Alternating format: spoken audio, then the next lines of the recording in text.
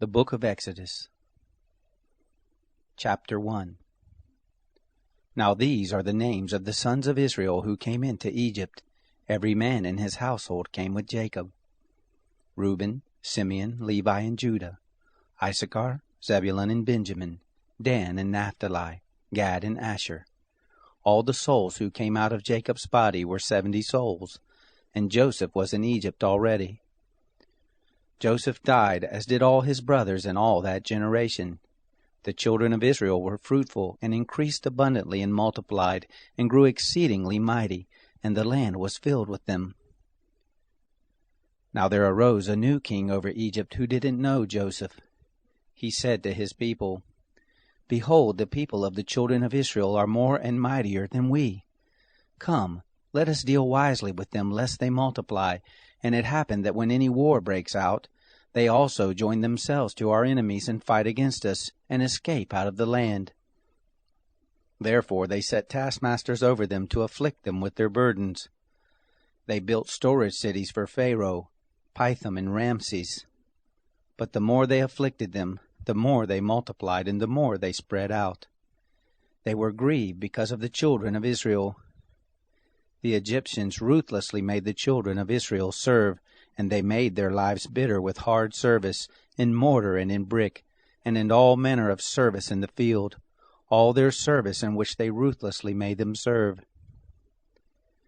The king of Egypt spoke to the Hebrew midwives, of whom the name of the one was Shiphrah, and the name of the other Puah. And he said, When you perform the duty of a midwife to the Hebrew women, and see them on the birth stool, if it is a son, then you shall kill him, but if it is a daughter, then she shall live. But the midwives feared God, and didn't do what the king of Egypt commanded them, but saved the baby boys alive. The king of Egypt called for the midwives and said to them, Why have you done this thing, and have saved the men children alive?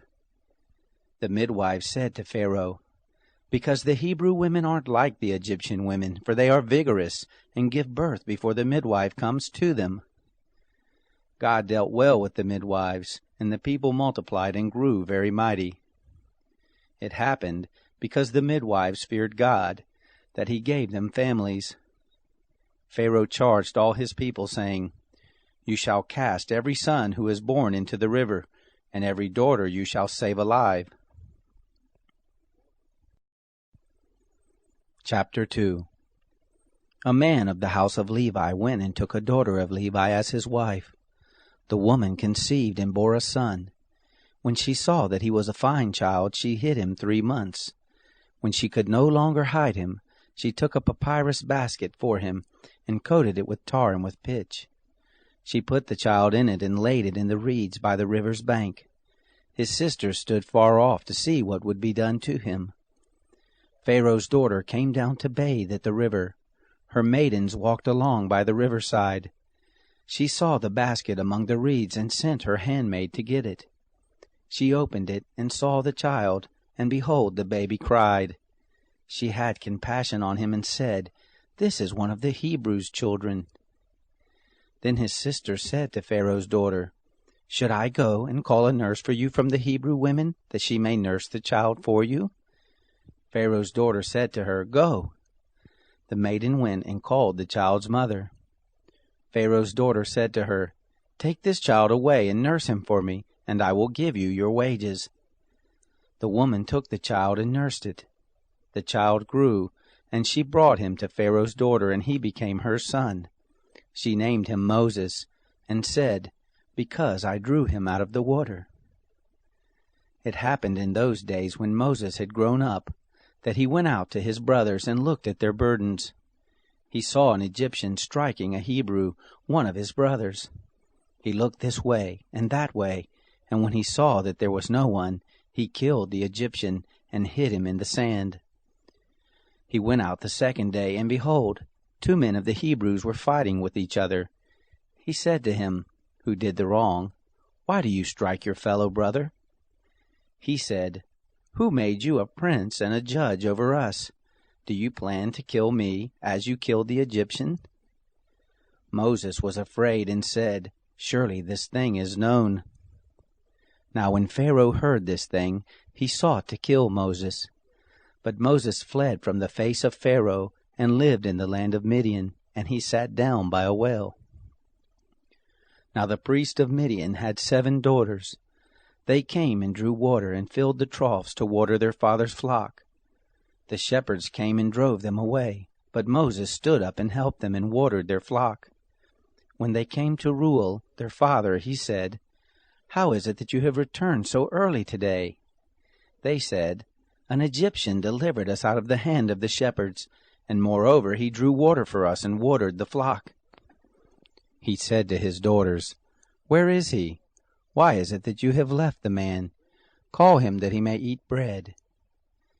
Moses was content to dwell with the man. He gave Moses Zipporah his daughter.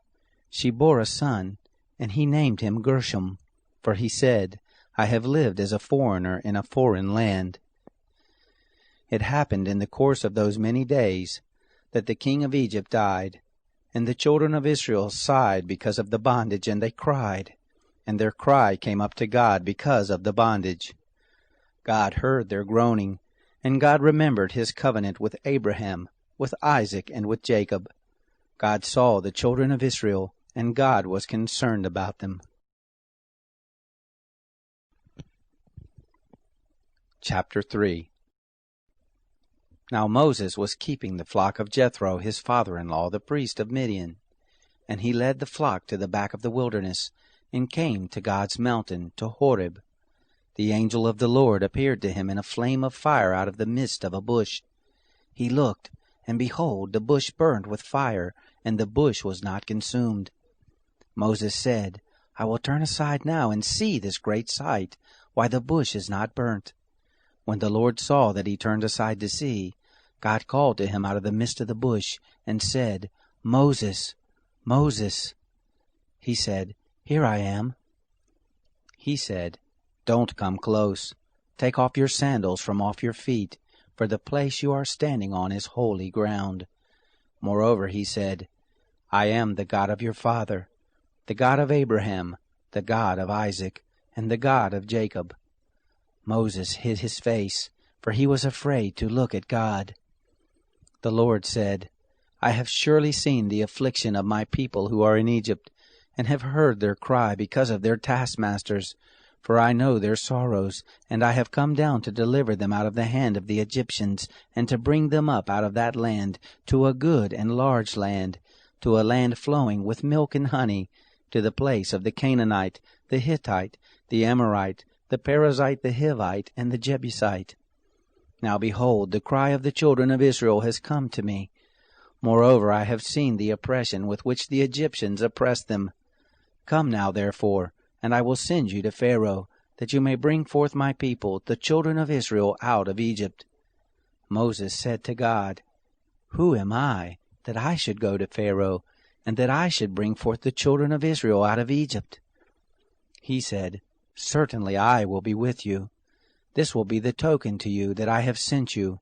When you have brought forth the people out of Egypt, you shall serve God on this mountain." Moses said to God, "Behold, when I come to the children of Israel and tell them, 'The God of your fathers has sent me to you,' and they ask me, 'What is his name?' what should I tell them?" God said to Moses, "I am who I am." And he said, "You shall tell the children of Israel this, 'I am has sent me to you.'" God said moreover to Moses, "You shall tell the children of Israel this, 'The Lord, the God of your fathers, the God of Abraham, the God of Isaac, and the God of Jacob, has sent me to you. This is my name forever, and this is my memorial to all generations. Go and gather the elders of Israel together, and tell them, The Lord, the God of your fathers, the God of Abraham, Isaac, and of Jacob, has appeared to me, saying, I have surely visited you, and seen that which is done to you in Egypt. And I have said, I will bring you up out of the affliction of Egypt to the land of the Canaanite, the Hittite, the Amorite, the Perizzite, the Hivite, and the Jebusite, to a land flowing with milk and honey. They will listen to your voice, and you shall come, you and the elders of Israel, to the king of Egypt, and you shall tell him, The Lord, the God of the Hebrews has met with us. Now please let us go 3 days' journey into the wilderness, that we may sacrifice to the Lord our God. I know that the king of Egypt won't give you permission to go, no, not by a mighty hand. I will put forth my hand and strike Egypt with all my wonders which I will do in the midst of it, and after that he will let you go. I will give this people favor in the sight of the Egyptians, and it will happen that when you go, you shall not go empty-handed. But every woman shall ask of her neighbor, and of her who visits her house, jewels of silver, jewels of gold, and clothing, and you shall put them on your sons and on your daughters. You shall despoil the Egyptians. Chapter 4. Moses answered, But behold, they will not believe me, nor listen to my voice, for they will say, The Lord has not appeared to you. The Lord said to him, What is that in your hand? He said, A rod. He said, Throw it on the ground. He threw it on the ground, and it became a snake, and Moses ran away from it. The Lord said to Moses, Put forth your hand and take it by the tail. He put forth his hand and laid hold of it, and it became a rod in his hand. That they may believe that the Lord, the God of their fathers, the God of Abraham, the God of Isaac, and the God of Jacob has appeared to you, the Lord said furthermore to him, Now put your hand inside your cloak. He put his hand inside his cloak, and when he took it out, behold, his hand was leprous, as white as snow. He said, Put your hand inside your cloak again. He put his hand inside his cloak again, and when he took it out of his cloak, behold, it had turned again as his other flesh. It will happen, if they will neither believe you nor listen to the voice of the first sign, that they will believe the voice of the latter sign. It will happen, if they will not believe even those 2 signs, neither listen to your voice, that you shall take water of the river, and pour it on the dry land. The water which you take out of the river will become blood on the dry land. Moses said to the Lord, O Lord, I am not eloquent, neither before now, nor since you have spoken to your servant, for I am slow of speech, and of a slow tongue. The Lord said to him, Who made man's mouth? Or who makes one mute, or deaf, or seeing, or blind? Isn't it I, the Lord? Now therefore go, and I will be with your mouth, and teach you what you shall speak. He said, O Lord, please send someone else. The anger of the Lord was kindled against Moses, and he said, What about Aaron your brother, the Levite? I know that he can speak well. Also, behold, he comes forth to meet you. When he sees you, he will be glad in his heart. You shall speak to him, and put the words in his mouth. I will be with your mouth, and with his mouth, and will teach you what you shall do.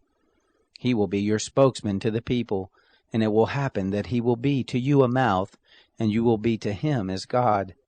You shall take this rod in your hand with which you shall do the signs. Moses went and returned to Jethro his father-in-law, and said to him, Please let me go, and return to my brothers who are in Egypt, and see whether they are still alive. Jethro said to Moses, Go in peace. The Lord said to Moses in Midian, Go, return into Egypt, for all the men who sought your life are dead. Moses took his wife and his sons, and set them on a donkey, and he returned to the land of Egypt. Moses took God's rod in his hand. The Lord said to Moses, When you go back into Egypt, see that you do before Pharaoh all the wonders which I have put in your hand. But I will harden his heart, and he will not let the people go.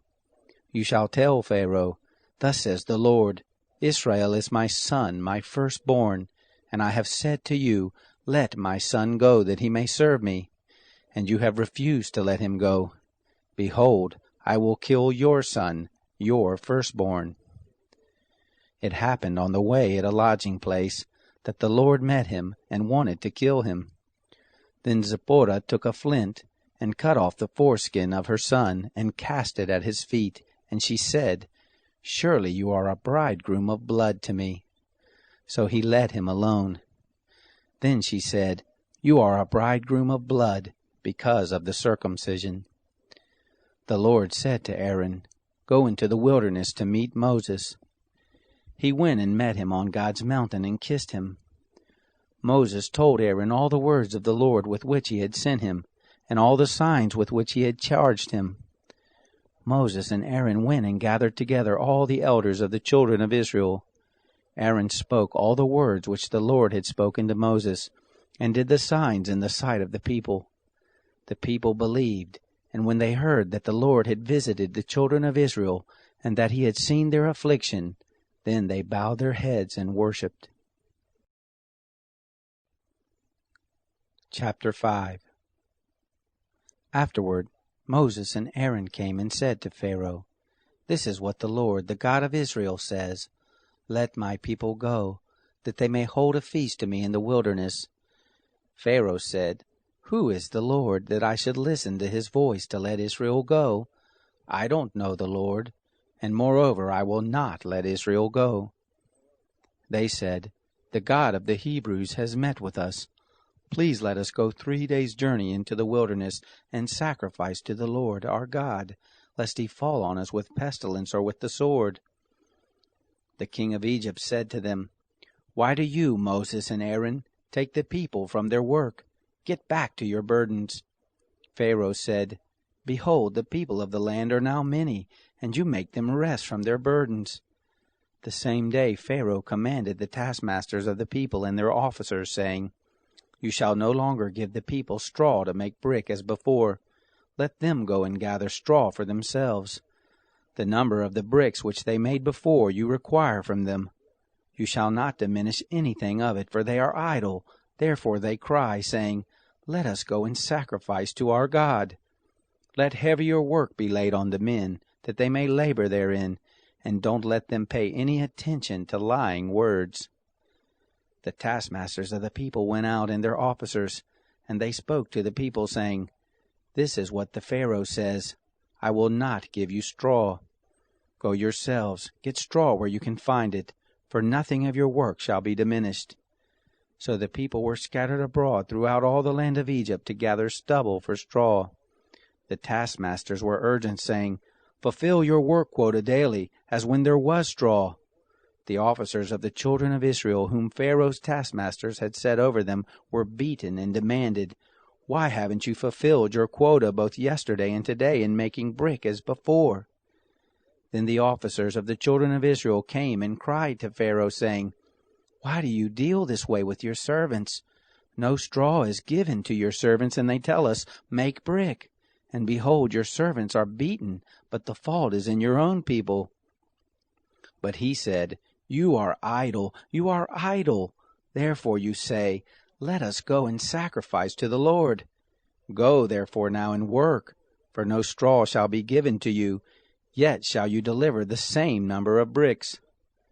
The officers of the children of Israel saw that they were in trouble, when it was said, "You shall not diminish anything from your daily quota of bricks." They met Moses and Aaron, who stood in the way as they came forth from Pharaoh, and they said to them, "May the Lord look at you and judge, because you have made us a stench to be abhorred in the eyes of Pharaoh and in the eyes of his servants, to put a sword in their hand to kill us."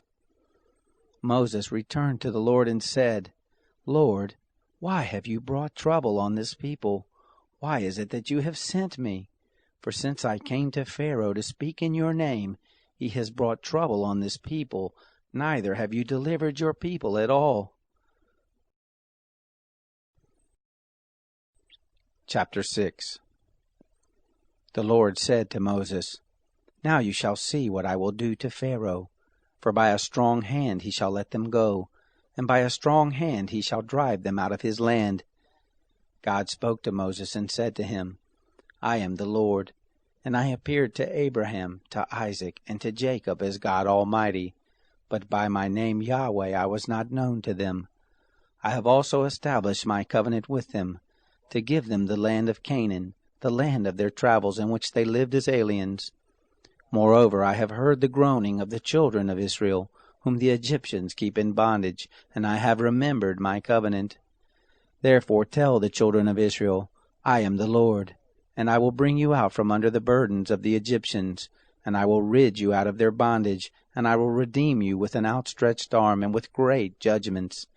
And I will take you to me for a people, and I will be to you a God, and you shall know that I am the Lord your God, who brings you out from under the burdens of the Egyptians.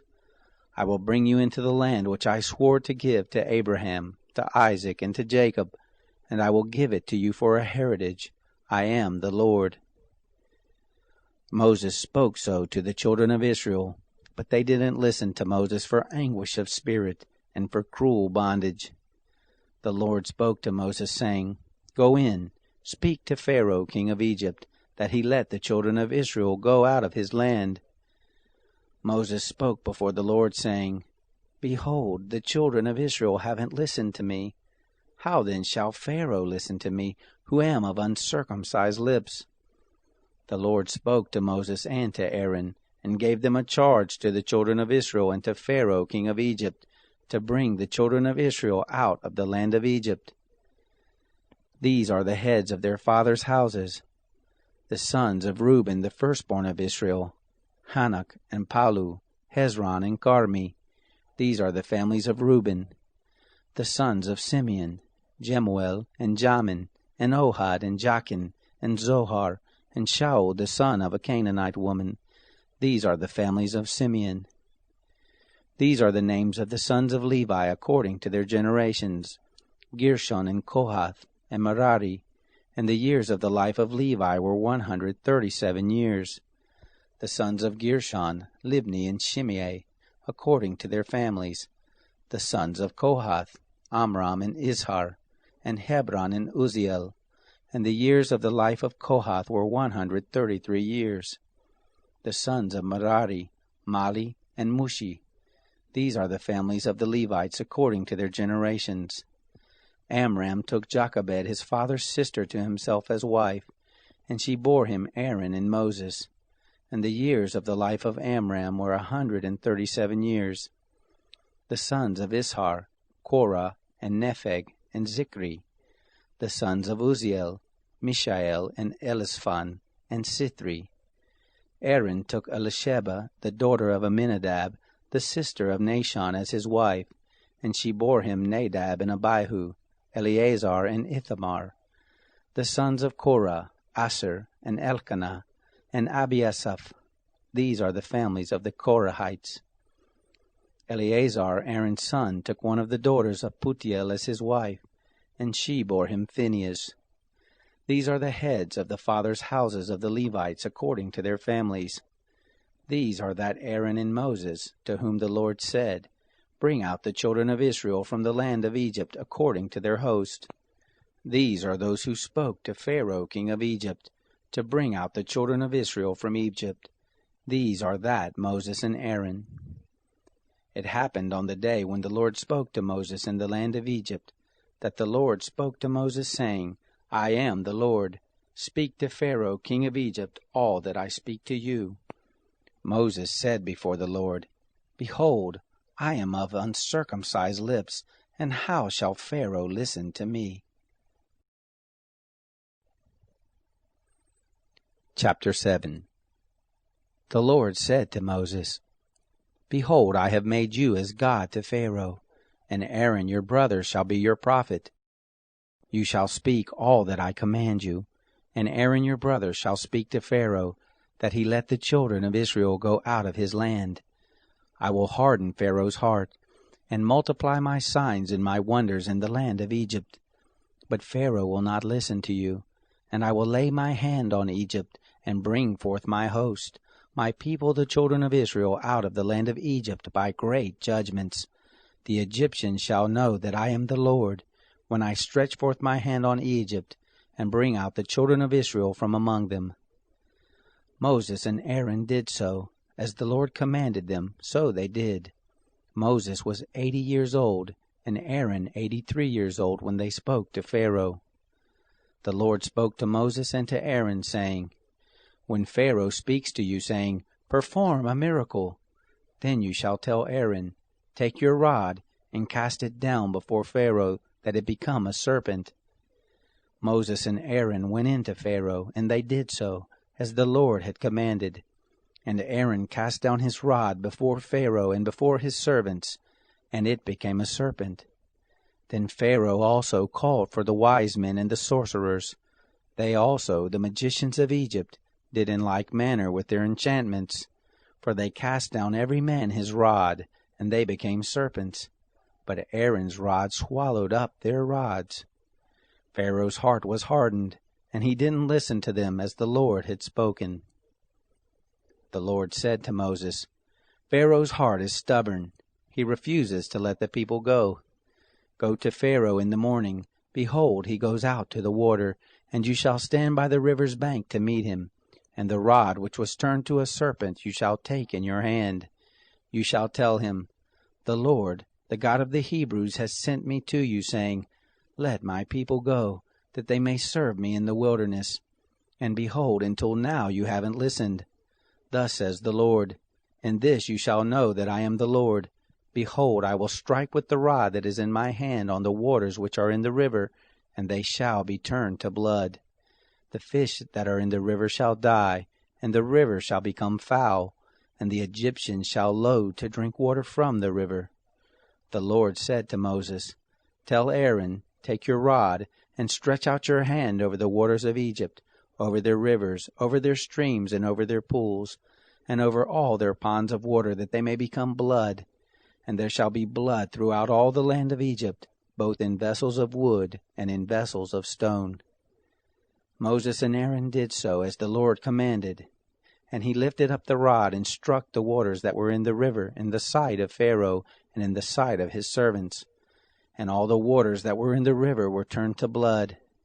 The fish that were in the river died, and the river became foul, and the Egyptians couldn't drink water from the river, and the blood was throughout all the land of Egypt. The magicians of Egypt did in like manner with their enchantments, and Pharaoh's heart was hardened, and he didn't listen to them, as the Lord had spoken. Pharaoh turned and went into his house, neither did he lay even this to heart. All the Egyptians dug round about the river for water to drink, for they couldn't drink of the water of the river. 7 days were fulfilled after the Lord had struck the river. Chapter 8. The Lord spoke to Moses, Go into Pharaoh and tell him, This is what the Lord says, Let my people go, that they may serve me. If you refuse to let them go, behold, I will plague all your borders with frogs, and the river shall swarm with frogs, which shall go up and come into your house, and into your bedchamber, and on your bed, and into the house of your servants, and on your people, and into your ovens, and into your netting troughs. And the frogs shall come up both on you and on your people, and on all your servants. The Lord said to Moses, Tell Aaron, Stretch forth your hand with your rod over the rivers, over the streams, and over the pools, and cause frogs to come up on the land of Egypt. Aaron stretched out his hand over the waters of Egypt, and the frogs came up and covered the land of Egypt. The magicians did in like manner with their enchantments, and brought up frogs on the land of Egypt. Then Pharaoh called for Moses and Aaron and said, Entreat the Lord that he take away the frogs from me and from my people, and I will let the people go, that they may sacrifice to the Lord. Moses said to Pharaoh, I give you the honor of setting the time that I should pray for you, and for your servants, and for your people, that the frogs be destroyed from you and your houses, and remain in the river only. He said, Tomorrow. He said, Be it according to your word, that you may know that there is none like the Lord our God. The frogs shall depart from you, and from your houses, and from your servants, and from your people. They shall remain in the river only. Moses and Aaron went out from Pharaoh, and Moses cried to the Lord concerning the frogs which he had brought on Pharaoh. The Lord did according to the word of Moses, and the frogs died out of the houses, out of the courts, and out of the fields. They gathered them together in heaps, and the land stank. But when Pharaoh saw that there was a respite, he hardened his heart and didn't listen to them as the Lord had spoken. The Lord said to Moses, Tell Aaron, Stretch out your rod and strike the dust of the earth, that it may become lice throughout all the land of Egypt. They did so, and Aaron stretched out his hand with his rod and struck the dust of the earth, and there were lice on man and on animal. All the dust of the earth became lice throughout all the land of Egypt. The magicians tried with their enchantments to bring forth lice, but they couldn't. There were lice on man and on animal. Then the magician said to Pharaoh, "This is the finger of God." And Pharaoh's heart was hardened, and he didn't listen to them as the Lord had spoken. The Lord said to Moses, "Rise up early in the morning and stand before Pharaoh. Behold, he comes forth to the water, and tell him, 'This is what the Lord says, Let my people go, that they may serve me. Else, if you will not let my people go, behold, I will send swarms of flies on you and on your servants and on your people, and into your houses, and the houses of the Egyptians shall be full of swarms of flies, and also the ground whereon they are. I will set apart in that day the land of Goshen in which my people dwell, that no swarms of flies shall be there, to the end that you may know that I am the Lord in the midst of the earth. I will put a division between my people and your people. By tomorrow shall this sign be.' The Lord did so, and there came grievous swarms of flies into the house of Pharaoh, and into his servants' houses. And in all the land of Egypt the land was corrupted by reason of the swarms of flies. Pharaoh called for Moses and for Aaron, and said, 'Go, sacrifice to your God in the land.' Moses said, 'It isn't appropriate to do so, for we shall sacrifice the abomination of the Egyptians to the Lord our God. Behold, shall we sacrifice the abomination of the Egyptians before their eyes, and won't they stone us? We will go 3 days' journey into the wilderness, and sacrifice to the Lord our God as he shall command us.' Pharaoh said, 'I will let you go, that you may sacrifice to the Lord your God in the wilderness, only you shall not go very far away. Pray for me.' Moses said, 'Behold, I go out from you, and I will pray to the Lord that the swarms of flies may depart from Pharaoh, from his servants, and from his people tomorrow. Only don't let Pharaoh deal deceitfully any more in not letting the people go to sacrifice to the Lord.' Moses went out from Pharaoh and prayed to the Lord. The Lord did according to the word of Moses, and he removed the swarms of flies from Pharaoh, from his servants, and from his people. There remained not one. Pharaoh hardened his heart this time also, and he didn't let the people go. Chapter 9. Then the Lord said to Moses, "Go into Pharaoh and tell him, 'This is what the Lord, the God of the Hebrews, says, Let my people go, that they may serve me. For if you refuse to let them go, and hold them still, behold, the hand of the Lord is on your cattle which are in the field, on the horses, on the donkeys, and on the camels, on the herds, and on the flocks, with a very grievous pestilence. The Lord will make a distinction between the cattle of Israel and the cattle of Egypt, and there shall nothing die of all that belongs to the children of Israel.' The Lord appointed a set time, saying, 'Tomorrow the Lord shall do this thing in the land.' The Lord did that thing on the next day, and all the cattle of Egypt died, but of the cattle of the children of Israel not one died. Pharaoh sent, and behold, there was not so much as one of the cattle of the Israelites dead. But the heart of Pharaoh was stubborn, and he didn't let the people go. The Lord said to Moses and to Aaron, 'Take to you handfuls of ashes of the furnace, and let Moses sprinkle it toward the sky in the sight of Pharaoh. It shall become small dust over all the land of Egypt, and shall be a boil breaking forth with boils on man and on animal throughout all the land of Egypt.' They took ashes of the furnace, and stood before Pharaoh. And Moses sprinkled it up toward the sky, and it became a boil breaking forth with boils on man and on animal. The magicians couldn't stand before Moses because of the boils, for the boils were on the magicians, and on all the Egyptians. The Lord hardened the heart of Pharaoh, and he didn't listen to them, as the Lord had spoken to Moses. The Lord said to Moses, "Rise up early in the morning, and stand before Pharaoh, and tell him, 'This is what the Lord, the God of the Hebrews, says, Let my people go, that they may serve me. For this time I will send all my plagues against your heart, against your officials, and against your people, that you may know that there is none like me in all the earth. For now I would have put forth my hand and struck you and your people with pestilence, and you would have been cut off from the earth. But indeed for this cause I have made you stand, to show you my power, and that my name may be declared throughout all the earth, as you still exalt yourself against my people, that you won't let them go. Behold, tomorrow about this time I will cause it to rain a very grievous hail, such as has not been in Egypt since the day it was founded, even until now. Now therefore command that all of your cattle, and all that you have in the field be brought into shelter.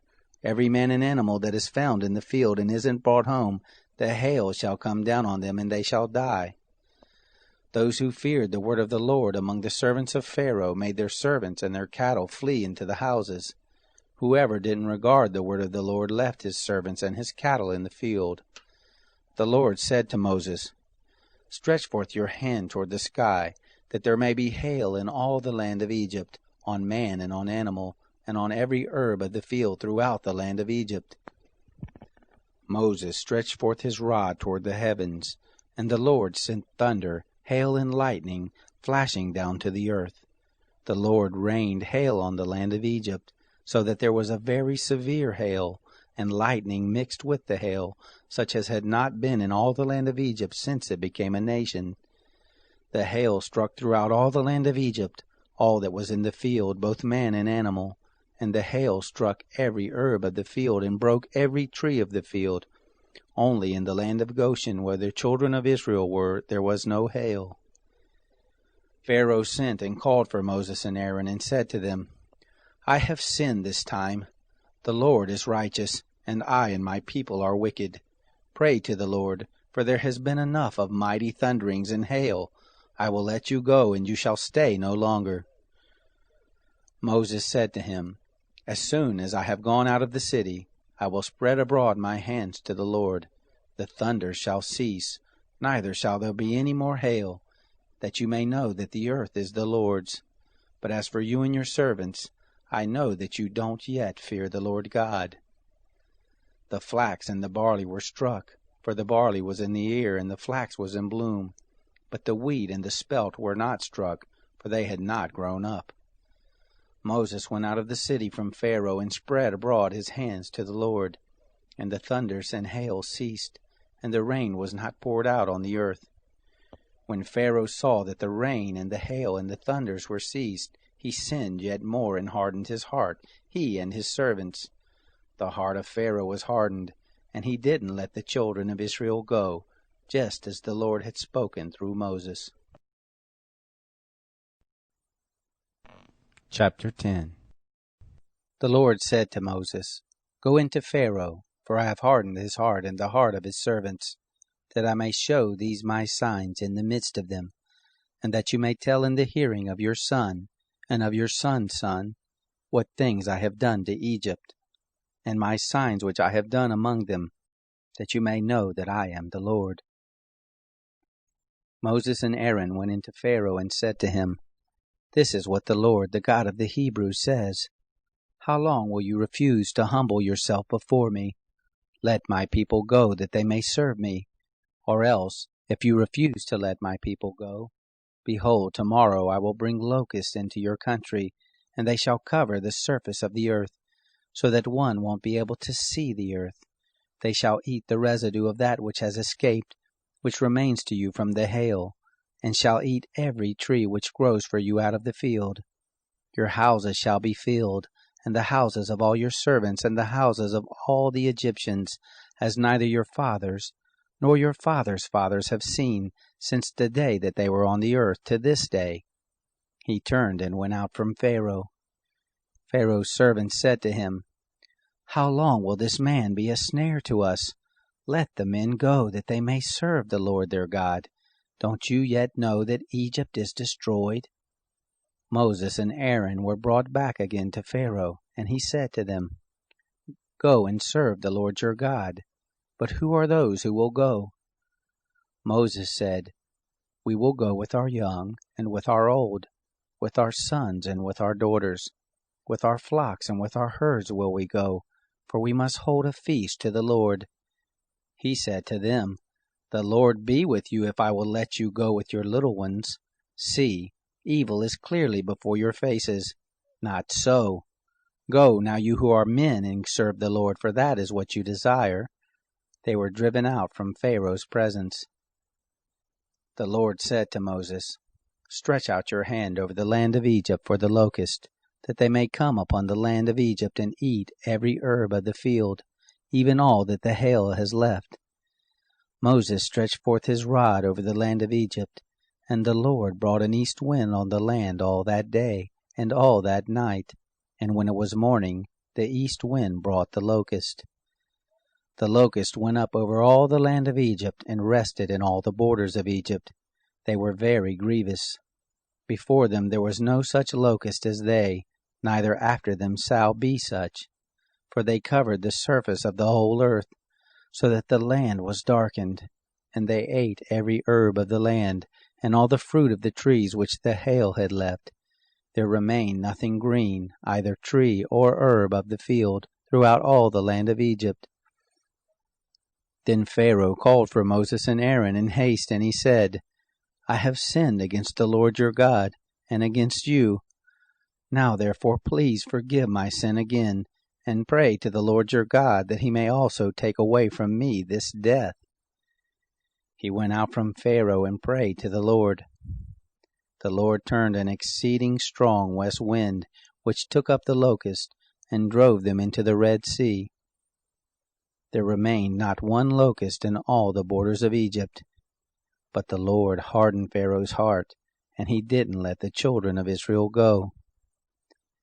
The Lord said to Moses, "Stretch out your hand toward the sky, that there may be darkness over the land of Egypt, even darkness which may be felt." Moses stretched forth his hand toward the sky, and there was a thick darkness in all the land of Egypt 3 days. They didn't see one another, neither did anyone rise from his place for 3 days. But all the children of Israel had light in their dwellings.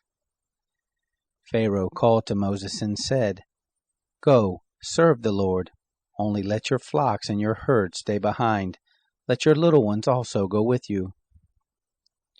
Moses said, "You must also give into our hands sacrifices and burnt offerings, that we may sacrifice to the Lord our God.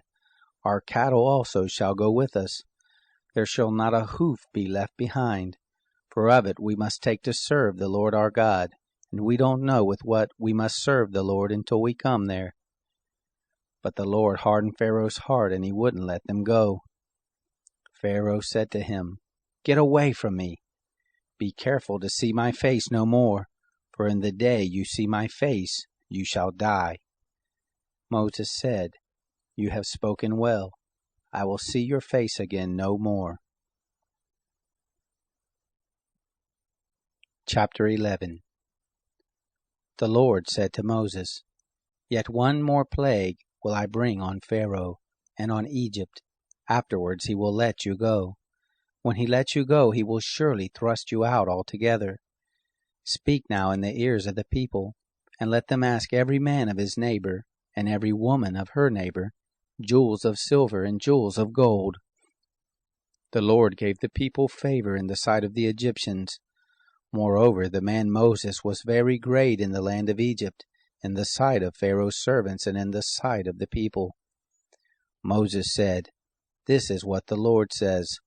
About midnight I will go out into the midst of Egypt, and all the firstborn in the land of Egypt shall die, from the firstborn of Pharaoh who sits on his throne, even to the firstborn of the maidservant who is behind the mill, and all the firstborn of the cattle. There shall be a great cry throughout all the land of Egypt, such as there has not been nor shall be any more. But against any of the children of Israel, a dog won't even bark or move its tongue, against man or animal, that you may know that the Lord makes a distinction between the Egyptians and Israel. All these your servants shall come down to me, and bow down themselves to me, saying, 'Get out, and all the people who follow you,' and after that I will go out." He went out from Pharaoh in hot anger. The Lord said to Moses, "Pharaoh won't listen to you, that my wonders may be multiplied in the land of Egypt. Moses and Aaron did all these wonders before Pharaoh, and the Lord hardened Pharaoh's heart, and he didn't let the children of Israel go out of his land. Chapter 12. The Lord spoke to Moses and Aaron in the land of Egypt, saying, This month shall be to you the beginning of months. It shall be the first month of the year to you.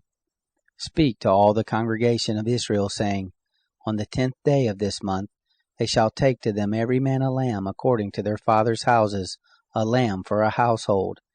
And if the household be too little for a lamb, then he and his neighbor next to his house shall take one according to the number of the souls.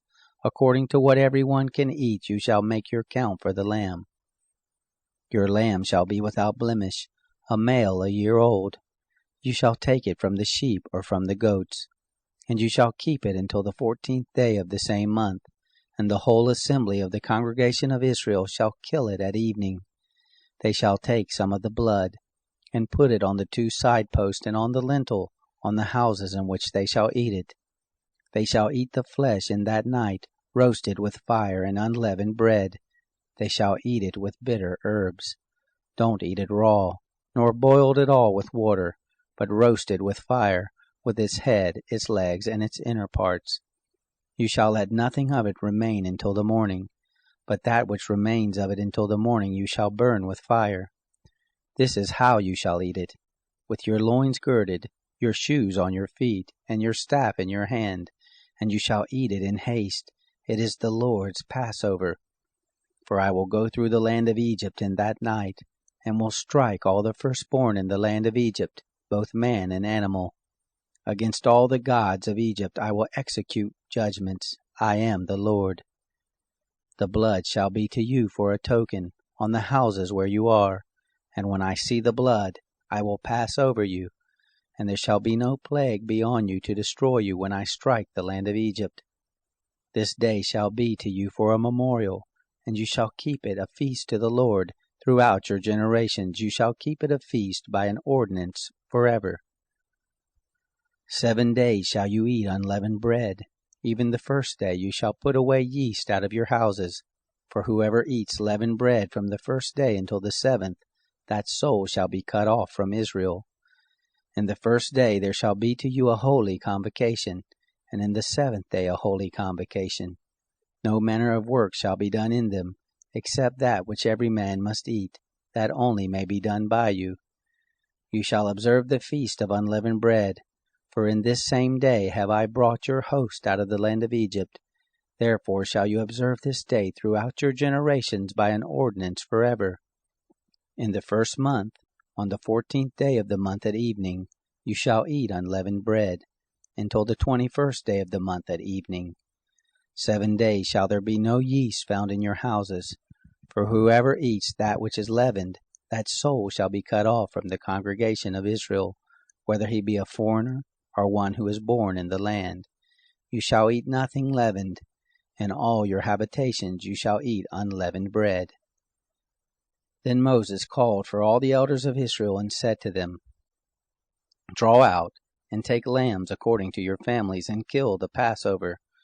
You shall take a bunch of hyssop, and dip it in the blood that is in the basin, and strike the lintel and the 2 side posts with the blood that is in the basin. And none of you shall go out of the door of his house until the morning.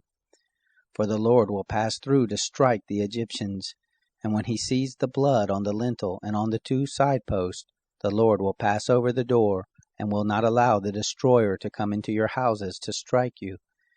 You shall observe this thing for an ordinance to you and to your sons forever.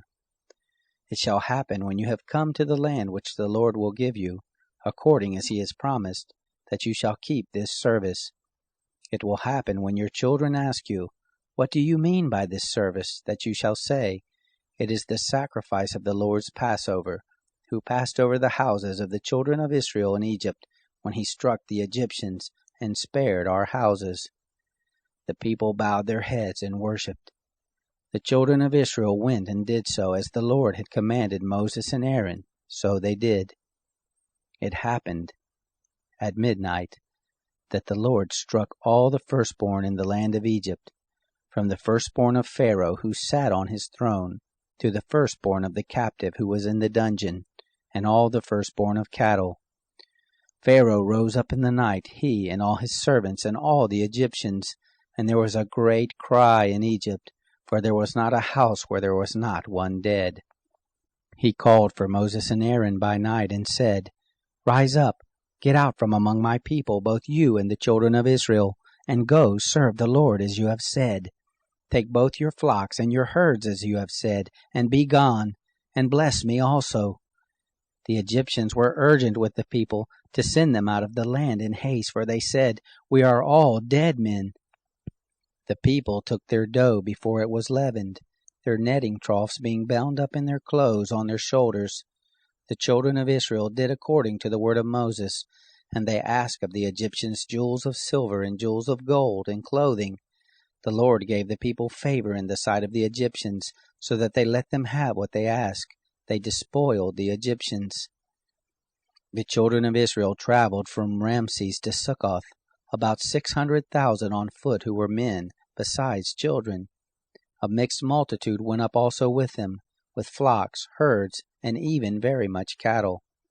They baked unleavened cakes of the dough which they brought forth out of Egypt, for it wasn't leavened, because they were thrust out of Egypt and couldn't wait, neither had they prepared for themselves any food. Now the time that the children of Israel lived in Egypt was 430 years. It happened at the end of 430 years, even the same day it happened, that all the host of the Lord went out from the land of Egypt. It is a night to be much observed to the Lord for bringing them out from the land of Egypt. This is the night of the Lord, to be much observed of all the children of Israel throughout their generations. The Lord said to Moses and Aaron, This is the ordinance of the Passover. There shall no foreigner eat of it, but every man's servant who is bought for money, when you have circumcised him, then he shall eat of it. A foreigner and a hired servant shall not eat of it. In one house shall it be eaten, and you shall not carry forth anything of the flesh abroad out of the house, neither shall you break a bone of it. All the congregation of Israel shall keep it. When a stranger shall live as a foreigner with you, and will keep the Passover to the Lord, let all his males be circumcised, and then let him come near and keep it, and he shall be as one who is born in the land. But no uncircumcised person shall eat of it. One law shall be to him who is born at home, and to the stranger who lives as a foreigner among you.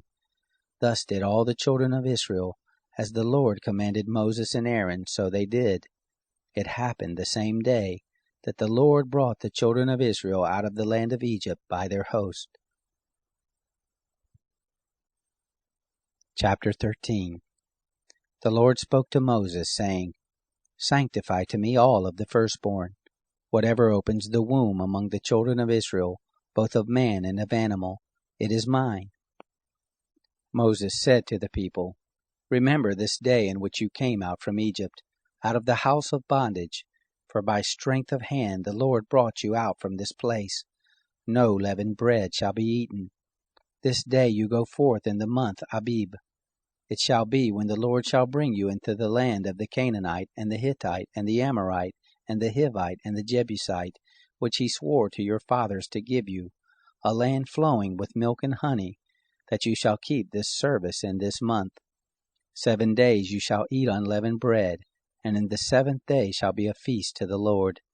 Unleavened bread shall be eaten throughout the 7 days, and no leavened bread shall be seen with you, neither shall there be yeast seen with you in all your borders.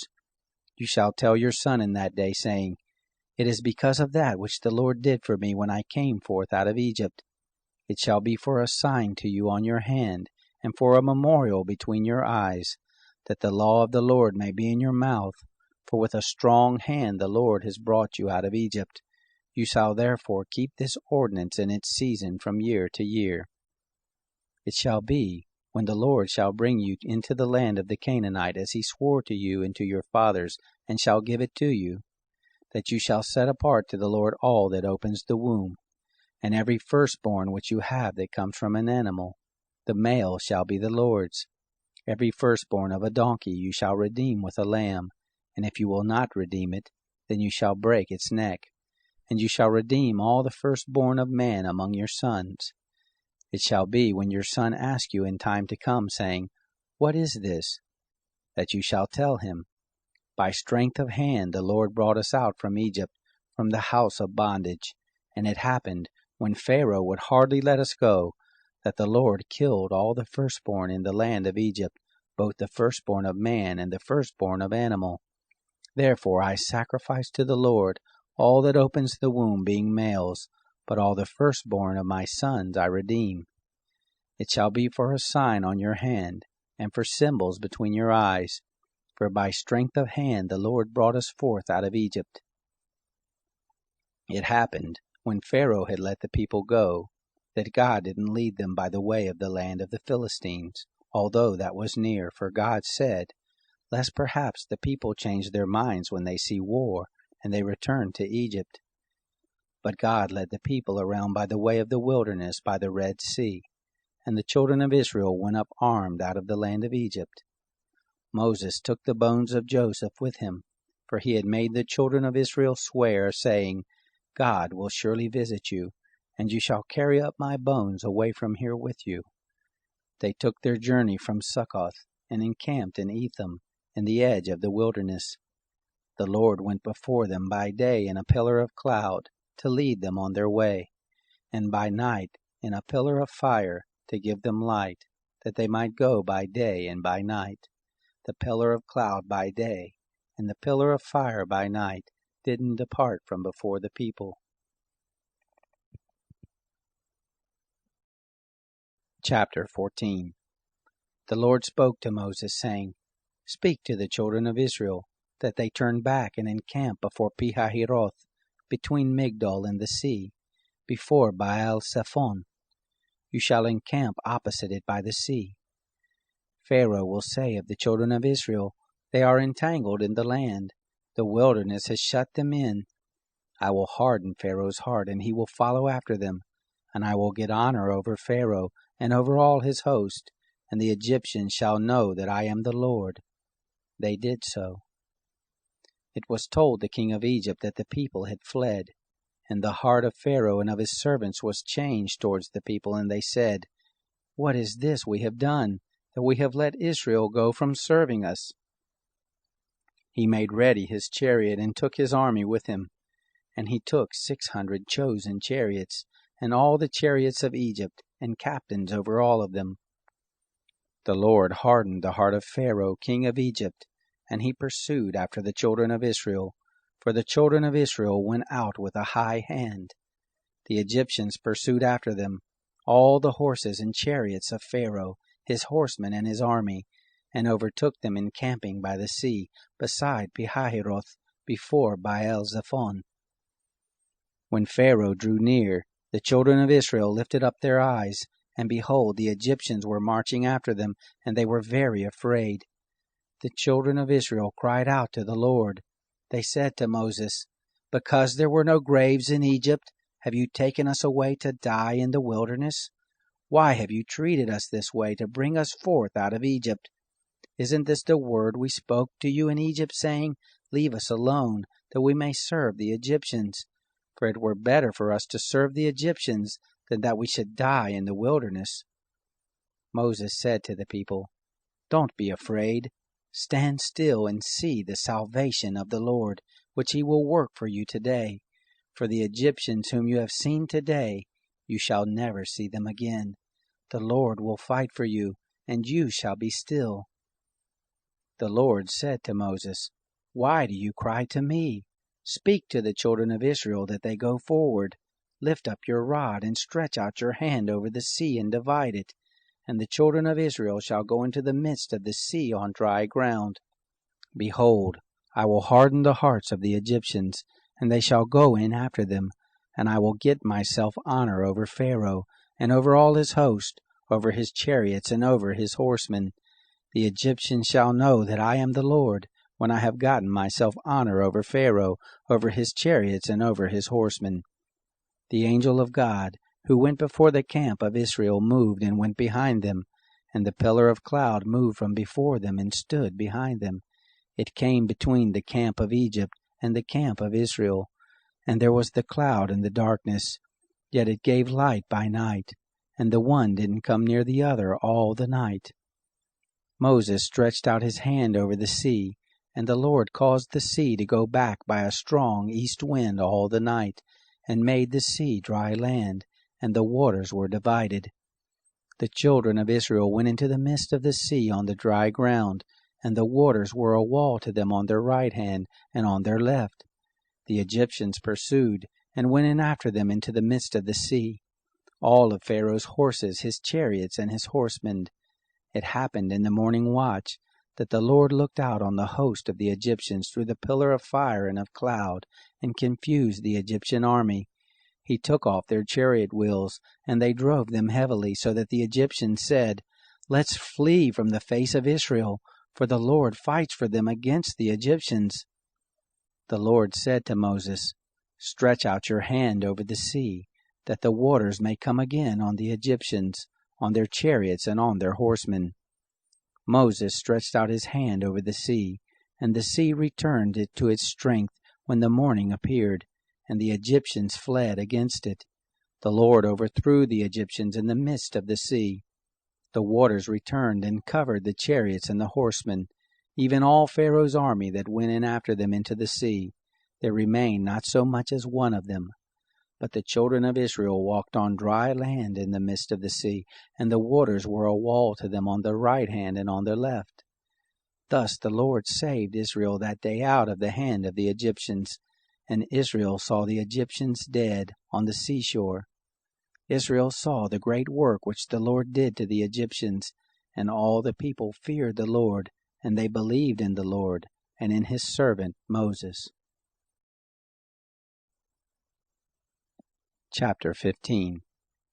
Then Moses and the children of Israel sang this song to the Lord, and said, "I will sing to the Lord, for he has triumphed gloriously. The horse and his rider he has thrown into the sea. The Lord is my strength and song. He has become my salvation. This is my God, and I will praise him, my father's God, and I will exalt him. The Lord is a man of war. The Lord is his name. Pharaoh's chariots and his host has he cast into the sea.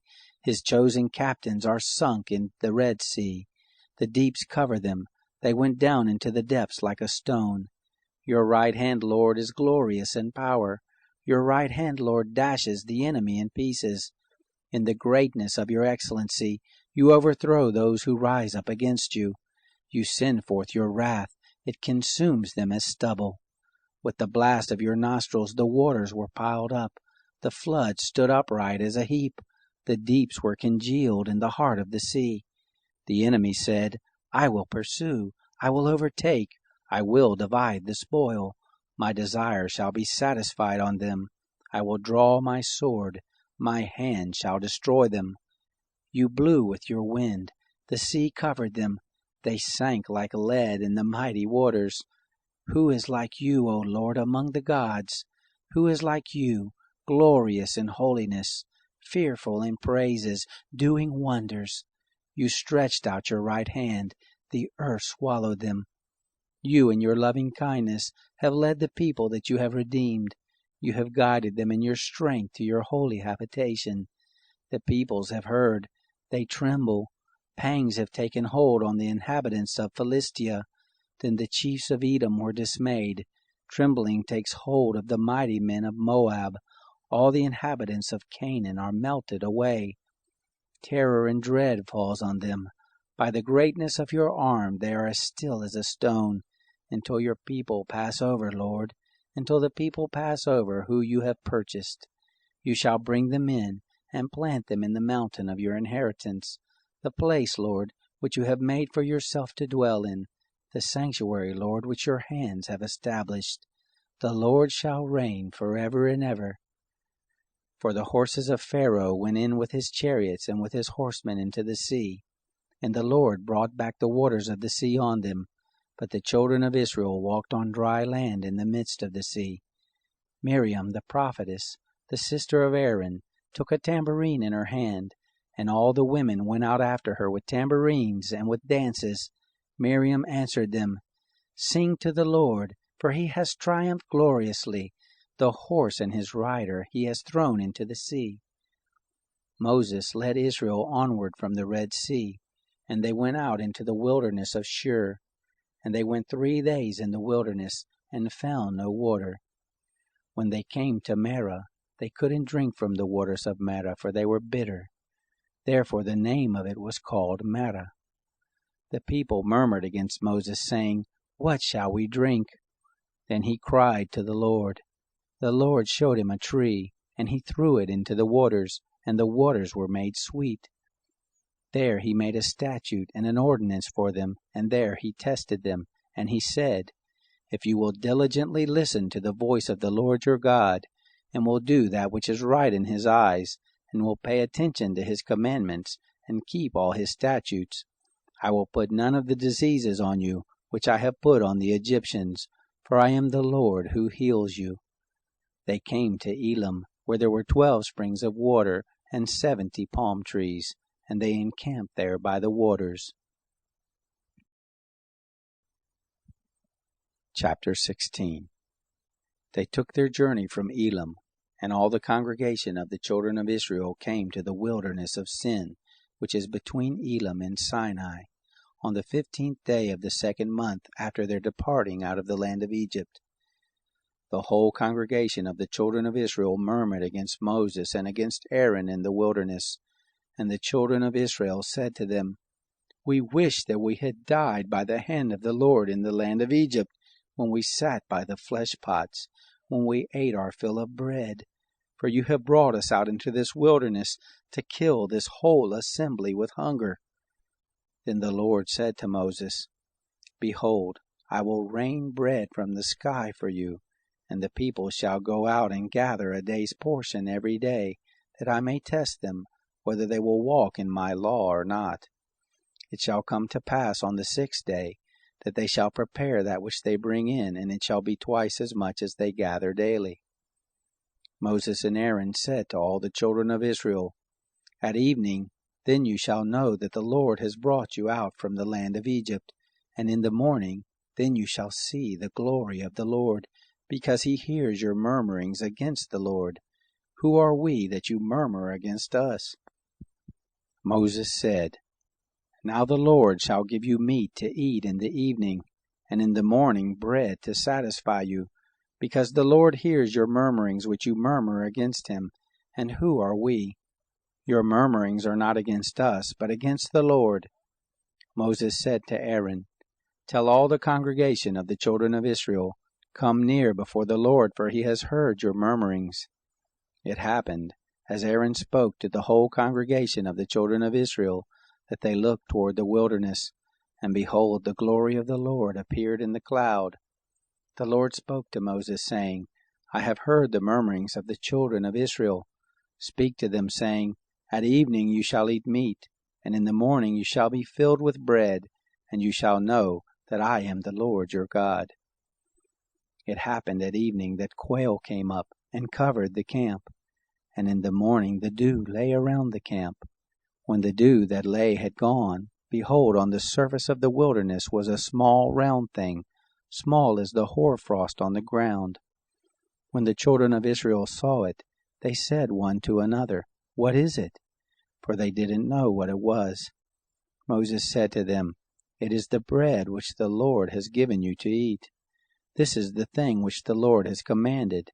Gather of it every one according to his eating, an omer a head, according to the number of your persons shall you take it, every man for those who are in his tent." The children of Israel did so, and gathered some more, some less. When they had measured it with an omer, he who gathered much had nothing over, and he who gathered little had no lack. They gathered every man according to his eating. Moses said to them, "Let no one leave of it until the morning." Notwithstanding, they didn't listen to Moses, but some of them left of it until the morning, and it bred worms and became foul, and Moses was angry with them. They gathered it morning by morning, every one according to his eating. When the sun grew hot, it melted. It happened that on the 6th day they gathered twice as much bread, 2 omers for each one. And all the rulers of the congregation came and told Moses. He said to them, "This is that which the Lord has spoken. Tomorrow is a solemn rest, a holy Sabbath to the Lord. Bake that which you want to bake, and boil that which you want to boil, and all that remains over lay up for yourselves to be kept until the morning. They laid it up until the morning as Moses asked, and it didn't become foul, neither was there any worm in it. Moses said, Eat that today, for today is a Sabbath to the Lord. Today you shall not find it in the field. 6 days you shall gather it, but on the 7th day is the Sabbath. In it there shall be none. It happened on the 7th day that some of the people went out to gather, and they found none. The Lord said to Moses, How long do you refuse to keep my commandments and my laws? Behold, because the Lord has given you the Sabbath, therefore he gives you on the 6th day the bread of 2 days. Every one stay in his place. Let no one go out of his place on the 7th day. So the people rested on the 7th day. The house of Israel called the name of it manna, and it was like coriander seed, white, and its taste was like wafers with honey. Moses said, This is the thing which the Lord has commanded. Let an omer full of it be kept throughout your generations, that they may see the bread with which I fed you in the wilderness when I brought you forth from the land of Egypt. Moses said to Aaron, Take a pot, and put an omer full of manna in it, and lay it up before the Lord to be kept throughout your generations. As the Lord commanded Moses, so Aaron laid it up before the testimony to be kept. The children of Israel ate the manna 40 years, until they came to an inhabited land. They ate the manna until they came to the borders of the land of Canaan. Now an omer is the 10th part of an ephah. Chapter 17. All the congregation of the children of Israel traveled from the wilderness of Sin by their journeys, according to the Lord's commandment, and encamped in Rephidim. But there was no water for the people to drink. Therefore the people quarreled with Moses and said, Give us water to drink. Moses said to them, Why do you quarrel with me? Why do you test the Lord? The people were thirsty for water there, and the people murmured against Moses and said, Why have you brought us up out of Egypt to kill us, our children, and our livestock with thirst? Moses cried to the Lord, saying, What shall I do with these people? They are almost ready to stone me. The Lord said to Moses, Walk on before the people, and take the elders of Israel with you, and take the rod in your hand with which you struck the Nile, and go.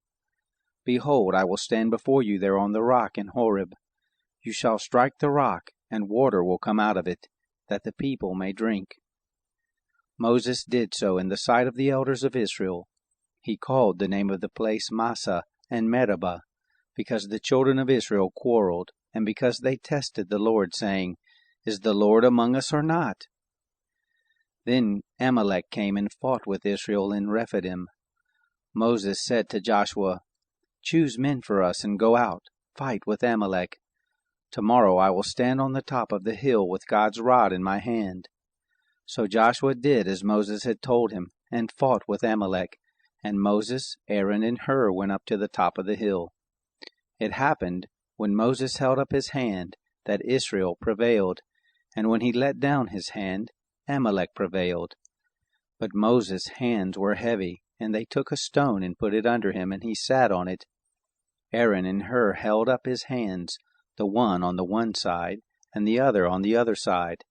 His hands were steady until sunset. Joshua defeated Amalek and his people with the edge of the sword.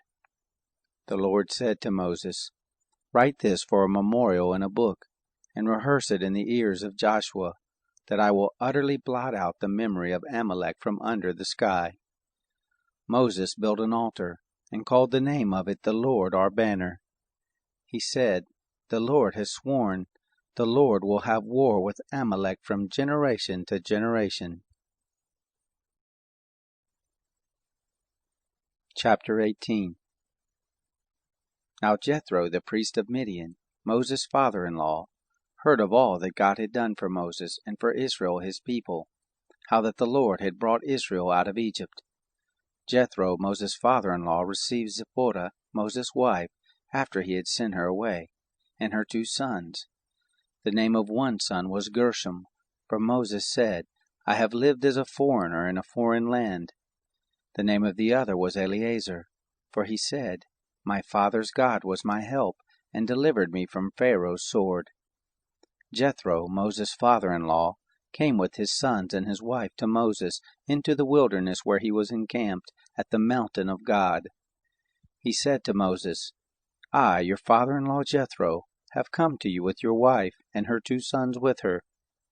Moses went out to meet his father-in-law and bowed and kissed him. They asked each other of their welfare, and they came into the tent. Moses told his father-in-law all that the Lord had done to Pharaoh and to the Egyptians for Israel's sake, all the hardships that had come on them on the way, and how the Lord delivered them. Jethro rejoiced for all the goodness which the Lord had done to Israel, and that he had delivered them out of the hand of the Egyptians. Jethro said, Blessed be the Lord, who has delivered you out of the hand of the Egyptians, and out of the hand of Pharaoh, who has delivered the people from under the hand of the Egyptians. Now I know that the Lord is greater than all gods, because of the thing in which they dealt arrogantly against them. Jethro, Moses' father-in-law, took a burnt offering and sacrifices for God. Aaron came with all of the elders of Israel to eat bread with Moses' father-in-law before God. It happened on the next day that Moses sat to judge the people, and the people stood around Moses from the morning to the evening. When Moses' father-in-law saw all that he did to the people, he said, What is this thing that you do for the people? Why do you sit alone, and all the people stand around you from morning to evening? Moses said to his father-in-law, Because the people come to me to inquire of God. When they have a matter, they come to me, and I judge between a man and his neighbor, and I make them know the statutes of God and his laws. Moses' father-in-law said to him, The thing that you do is not good. You will surely wear away both you and this people that is with you, for the thing is too heavy for you. You are not able to perform it yourself alone. Listen now to my voice. I will give you counsel, and God be with you. You represent the people before God, and bring the causes to God.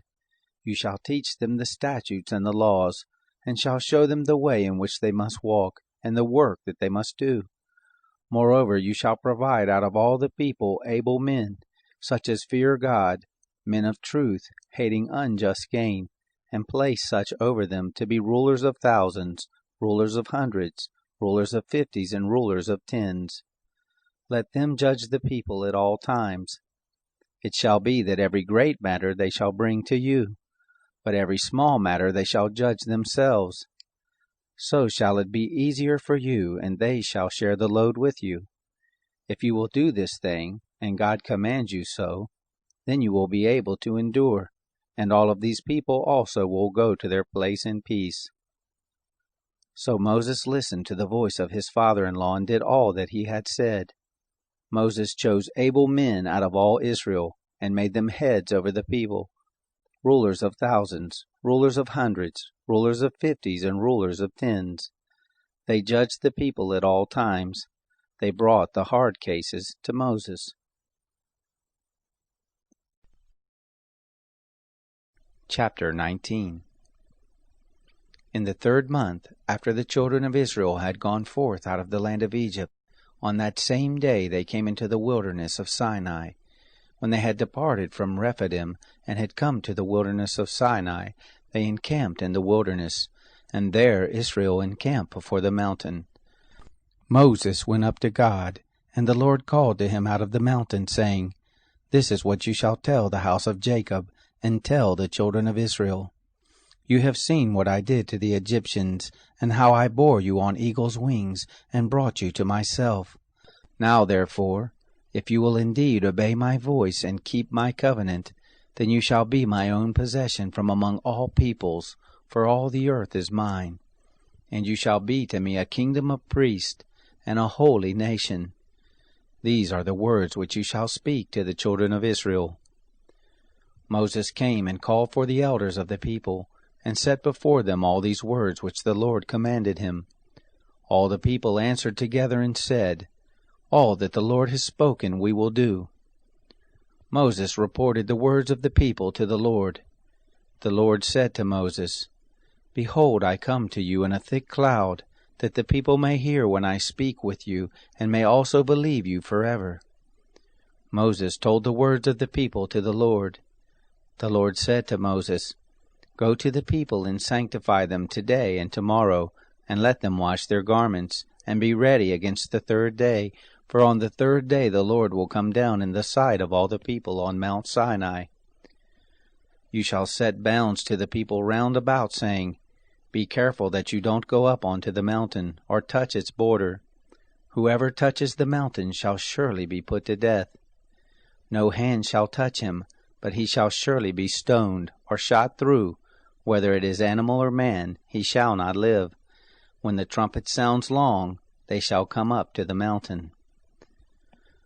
Moses went down from the mountain to the people, and sanctified the people, and they washed their clothes. He said to the people, "Be ready by the third day. Don't have sexual relations with a woman."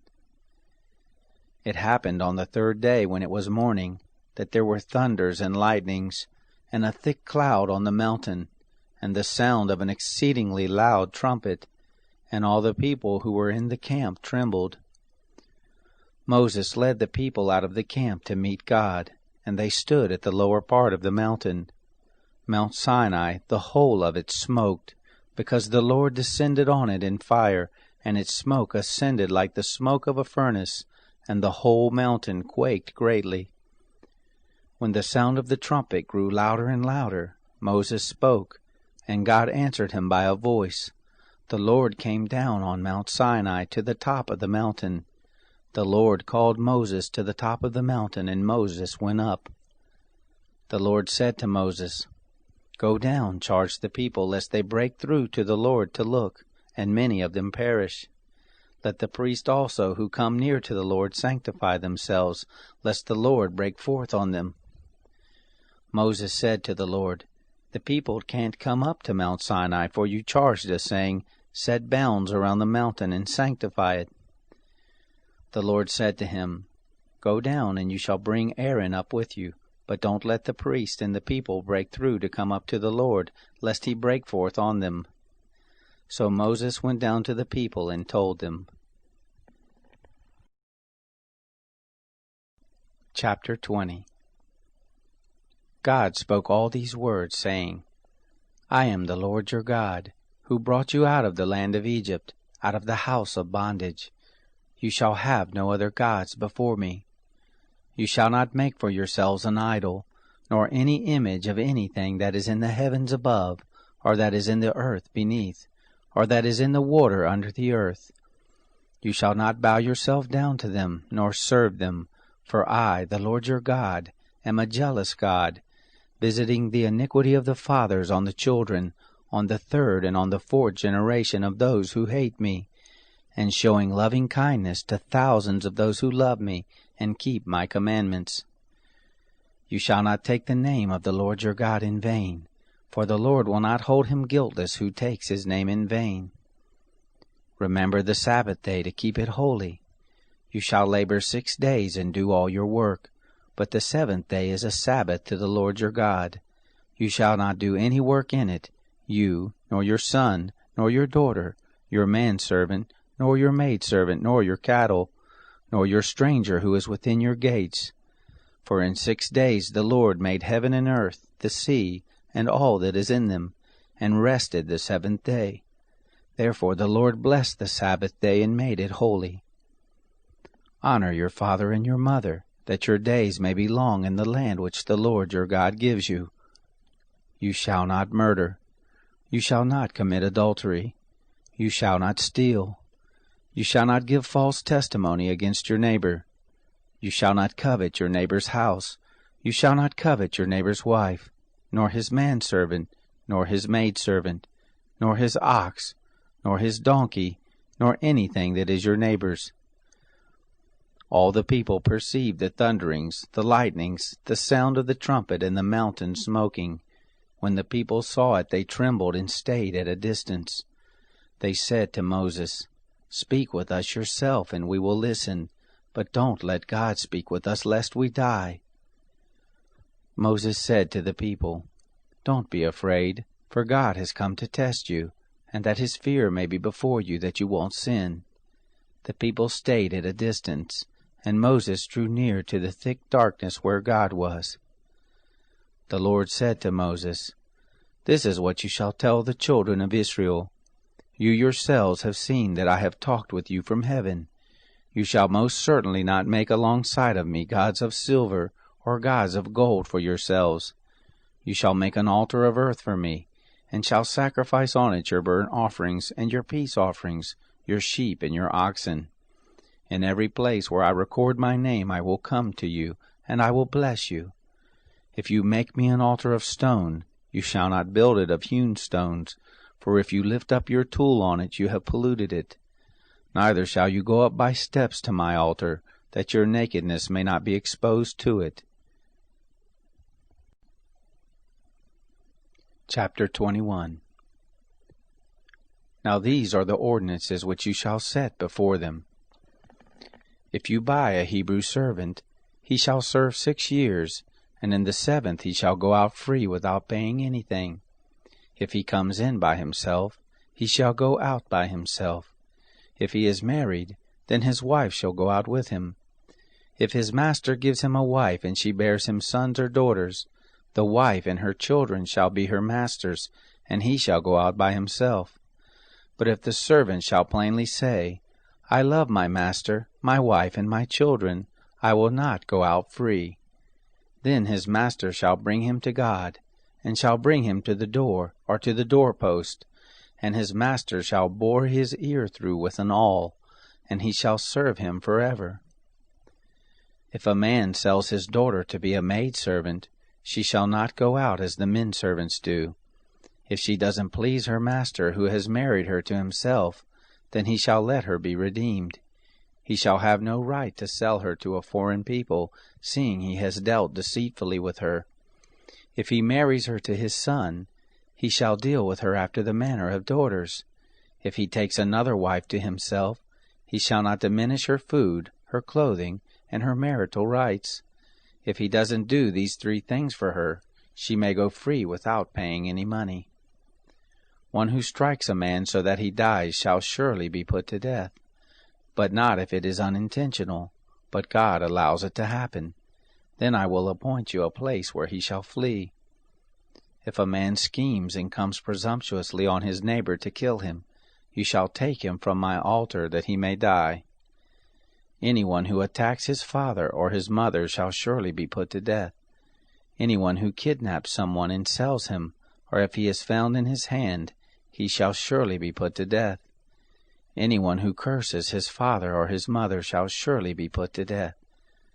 If men quarrel, and one strikes the other with a stone, or with his fist, and he doesn't die, but is confined to bed, if he rises again and walks around with his staff, then he who struck him shall be cleared. Only he shall pay for the loss of his time, and shall provide for his healing until he is thoroughly healed. If a man strikes his servant or his maid with a rod, and he dies under his hand, he shall surely be punished. Notwithstanding, if he gets up after a day or 2, he shall not be punished, for he is his property. If men fight and hurt a pregnant woman so that she gives birth prematurely, and yet no harm follows, he shall be surely fined as much as the woman's husband demands and the judges allow. But if any harm follows, then you must take life for life, eye for eye, tooth for tooth, hand for hand, foot for foot, burning for burning, wound for wound, and bruise for bruise. If a man strikes his servant's eye or his maid's eye and destroys it, he shall let him go free for his eye's sake. If he strikes out his manservant's tooth or his maidservant's tooth, he shall let him go free for his tooth's sake.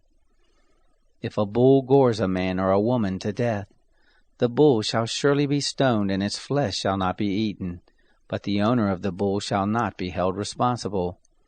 But if the bull had a habit of goring in the past, and it has been testified to its owner, and he has not kept it in, but it has killed a man or a woman, the bull shall be stoned, and its owner shall also be put to death. If a ransom is laid on him, then he shall give for the redemption of his life whatever is laid on him, whether it has gored a son or has gored a daughter. According to this judgment it shall be done to him. If the bull gores a manservant or a maidservant, 30 shekels of silver shall be given to their master, and the ox shall be stoned. If a man opens a pit, or if a man digs a pit and doesn't cover it, and a bull or a donkey falls into it, the owner of the pit shall make it good. He shall give money to its owner, and the dead animal shall be his. If one man's bull injures another so that it dies, then they shall sell the live bull and divide its price, and they shall also divide the dead animal. Or if it is known that the bull was in the habit of goring in the past, and its owner has not kept it in, he shall surely pay bull for bull, and the dead animal shall be his own. Chapter 22. If a man steals an ox or a sheep and kills it, or sells it, he shall pay 5 oxen for an ox, and 4 sheep for a sheep. If the thief is found breaking in, and is struck so that he dies, there shall be no guilt of bloodshed for him. If the sun has risen on him, there shall be guilt of bloodshed for him.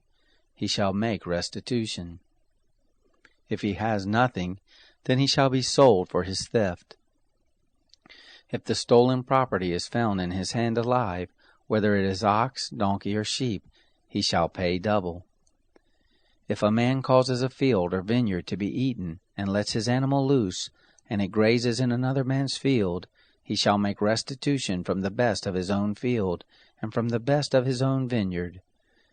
If a fire breaks out and catches in thorns, so that the shocks of grain, or the standing grain, or the field are consumed, he who kindled the fire shall surely make restitution.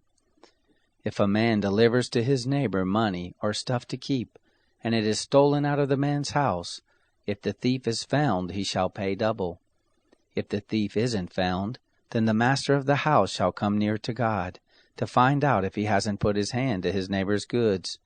For every matter of trespass, whether it be for ox, for donkey, for sheep, for clothing, or for any kind of lost thing whereof one says, "This is mine," the cause of both parties shall come before God. He whom God condemns shall pay double to his neighbor. If a man delivers to his neighbor a donkey, an ox, a sheep, or any animal to keep, and it dies or is injured, or driven away, no man seeing it, the oath of the Lord shall be between them both, whether he hasn't put his hand to his neighbor's goods. And the owner of it shall accept it, and he shall not make restitution.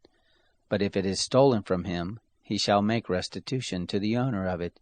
If it is torn in pieces, let him bring it for evidence. He shall not make good that which was torn. If a man borrows anything of his neighbor's, and it is injured or dies, the owner of it not being with it, he shall surely make restitution. If the owner of it is with it, he shall not make it good. If it is a leased thing, it came for its lease. If a man entices a virgin who isn't pledged to be married and lies with her, he surely shall pay a dowry for her to be his wife. If her father utterly refuses to give her to him, he shall pay money according to the dowry of virgins. You shall not allow a sorceress to live. Whoever has sex with an animal shall surely be put to death. He who sacrifices to any god except to the Lord only shall be utterly destroyed. You shall not wrong an alien, neither shall you oppress him, for you were aliens in the land of Egypt. You shall not take advantage of any widow or fatherless child. If you take advantage of them at all, and they cry at all to me, I will surely hear their cry, and my wrath will grow hot, and I will kill you with the sword, and your wives shall be widows, and your children fatherless. If you lend money to any of my people with you who is poor, you shall not be to him as a creditor, neither shall you charge him interest.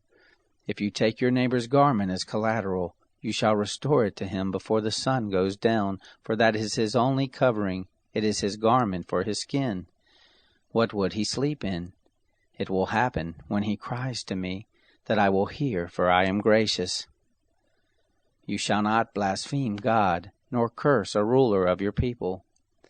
You shall not delay to offer from your harvest, and from the outflow of your presses. You shall give the firstborn of your sons to me. You shall do likewise with your oxen and with your sheep. 7 days it shall be with its mother, then on the 8th day you shall give it to me. You shall be holy men to me. Therefore you shall not eat any flesh that is torn by animals in the field. You shall cast it to the dogs.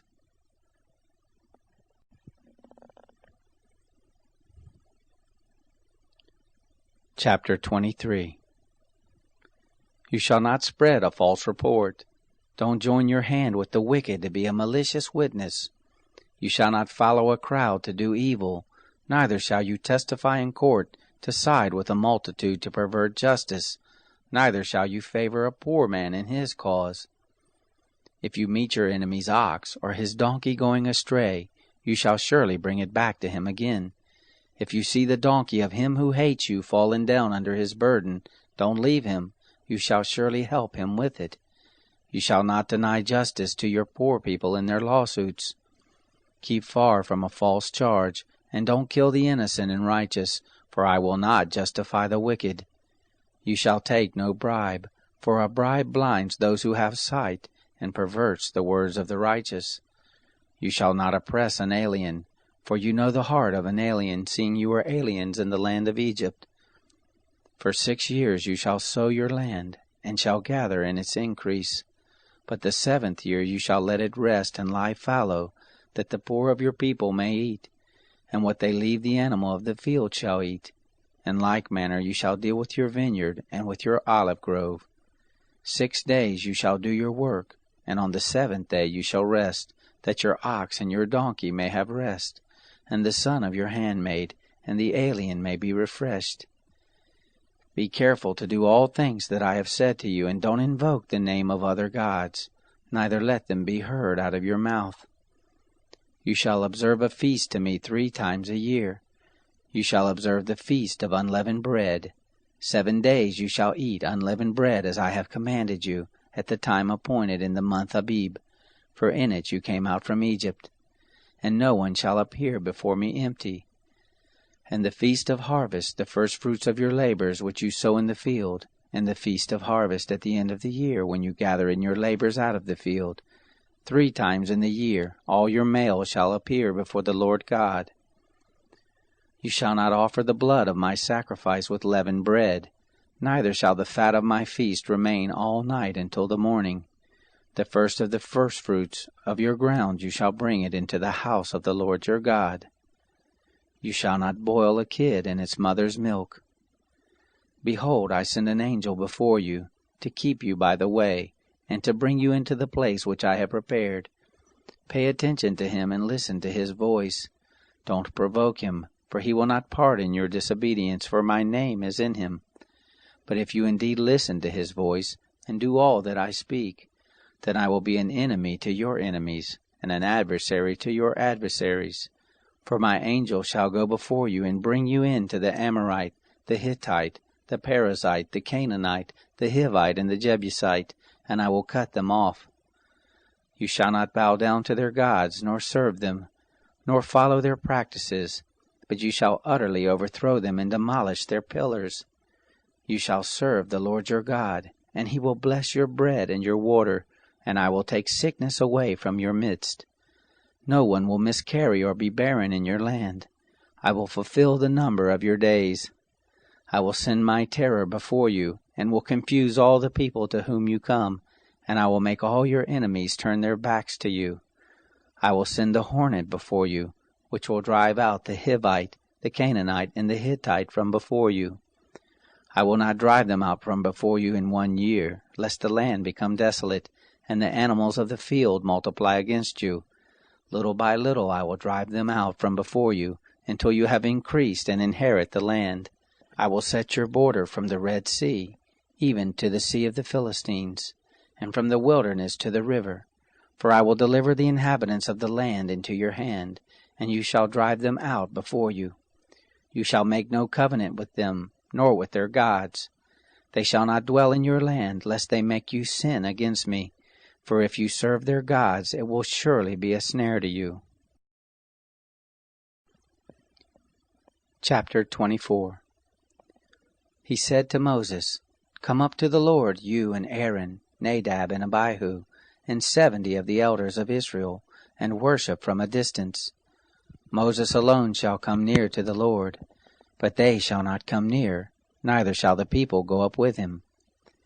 Moses came and told the people all the words of the Lord and all the ordinances. And all the people answered with one voice and said, All the words which the Lord has spoken we will do. Moses wrote all the words of the Lord, and rose up early in the morning, and built an altar under the mountain, and 12 pillars for the 12 tribes of Israel. He sent young men of the children of Israel, who offered burnt offerings, and sacrificed peace offerings of oxen to the Lord. Moses took half of the blood and put it in basins, and half of the blood he sprinkled on the altar. He took the book of the covenant, and read it in the hearing of the people, and they said, All that the Lord has spoken we will do, and be obedient. Moses took the blood and sprinkled it on the people, and said, Look, this is the blood of the covenant, which the Lord has made with you concerning all these words. Then Moses, Aaron, Nadab, Abihu, and 70 of the elders of Israel went up. They saw the God of Israel. Under his feet was like a paved work of sapphire stone, like the skies for clearness. He didn't lay his hands on the nobles of the children of Israel. They saw God, and ate and drank. The Lord said to Moses, Come up to me on the mountain and stay here, and I will give you the tables of stone with the law and the commands that I have written, that you may teach them. Moses rose up with Joshua his servant, and Moses went up into God's mountain. He said to the elders, Wait here for us until we come again to you. Behold, Aaron and Hur are with you. Whoever is involved in a dispute can go to them. Moses went up on the mountain, and the cloud covered the mountain. The glory of the Lord settled on Mount Sinai, and the cloud covered it 6 days. The 7th day he called to Moses out of the midst of the cloud. The appearance of the glory of the Lord was like devouring fire on top of the mountain in the eyes of the children of Israel. Moses entered into the midst of the cloud and went up on the mountain, and Moses was on the mountain 40 days and 40 nights. Chapter 25. The Lord spoke to Moses, saying, Speak to the children of Israel, that they take an offering for me. From everyone whose heart makes him willing you shall take my offering. This is the offering which you shall take from them: gold, silver, brass, blue, purple, scarlet, fine linen, goat's hair, ram skins dyed red, sea-cow hides, acacia wood, oil for the light, spices for the anointing oil and for the sweet incense, onyx stones, and stones to be set for the ephod and for the breastplate. Let them make me a sanctuary, that I may dwell among them, according to all that I show you, the pattern of the tent, and the pattern of all its furniture, even so you shall make it. They shall make an ark of acacia wood. Its length shall be 2.5 cubits, its breadth 1.5 cubits, and 1.5 cubits its height. You shall overlay it with pure gold. Inside and outside shall you overlay it, and shall make a gold molding around it. You shall cast 4 rings of gold for it, and put them in its 4 feet. 2 rings shall be on the one side of it, and 2 rings on the other side of it. You shall make poles of acacia wood, and overlay them with gold. You shall put the poles into the rings on the sides of the ark to carry the ark. The poles shall be in the rings of the ark. They shall not be taken from it. You shall put the testimony which I shall give you into the ark. You shall make a mercy seat of pure gold. 2.5 cubits shall be its length, and 1.5 cubits its breadth. You shall make 2 cherubim of hammered gold. You shall make them at the 2 ends of the mercy seat. Make 1 cherub at the one end, and 1 cherub at the other end. You shall make the cherubim on its 2 ends of one piece with the mercy seat. The cherubim shall spread out their wings upward, covering the mercy seat with their wings, with their faces toward one another. The faces of the cherubim shall be toward the mercy seat. You shall put the mercy seat on top of the ark, and in the ark you shall put the testimony that I will give you. There I will meet with you, and I will tell you from above the mercy seat, from between the two cherubim which are on the ark of the testimony, all that I command you for the children of Israel. You shall make a table of acacia wood. 2 cubits shall be its length, and a cubit its breadth, and 1.5 cubits its height. You shall overlay it with pure gold, and make a gold molding around it. You shall make a rim of a handbreadth around it. You shall make a golden molding on its rim around it. You shall make 4 rings of gold for it, and put the rings in the 4 corners that are on its 4 feet. The rings shall be close to the rim, for the places for the poles to carry the table. You shall make the poles of acacia wood, and overlay them with gold, that the table may be carried with them. You shall make its dishes, its spoons, its ladles, and its bowls to pour out offerings with. Of pure gold shall you make them. You shall set the bread of the presence on the table before me always. You shall make a lampstand of pure gold. Of hammered work shall the lampstand be made, even its base, its shaft, its cups, its buds, and its flowers shall be of one piece with it. There shall be 6 branches going out of its sides, 3 branches of the lampstand out of its one side, and 3 branches of the lampstand out of its other side. 3 cups made like almond blossom in one branch, a bud and a flower, and 3 cups made like almond blossoms in the other branch, a bud and a flower. So for the 6 branches going out of the lampstand. And in the lampstand 4 cups made like almond blossoms, its buds and its flowers, and a bud under 2 branches of one piece with it, and a bud under 2 branches of one piece with it, and a bud under 2 branches of one piece with it, for the 6 branches going out of the lampstand.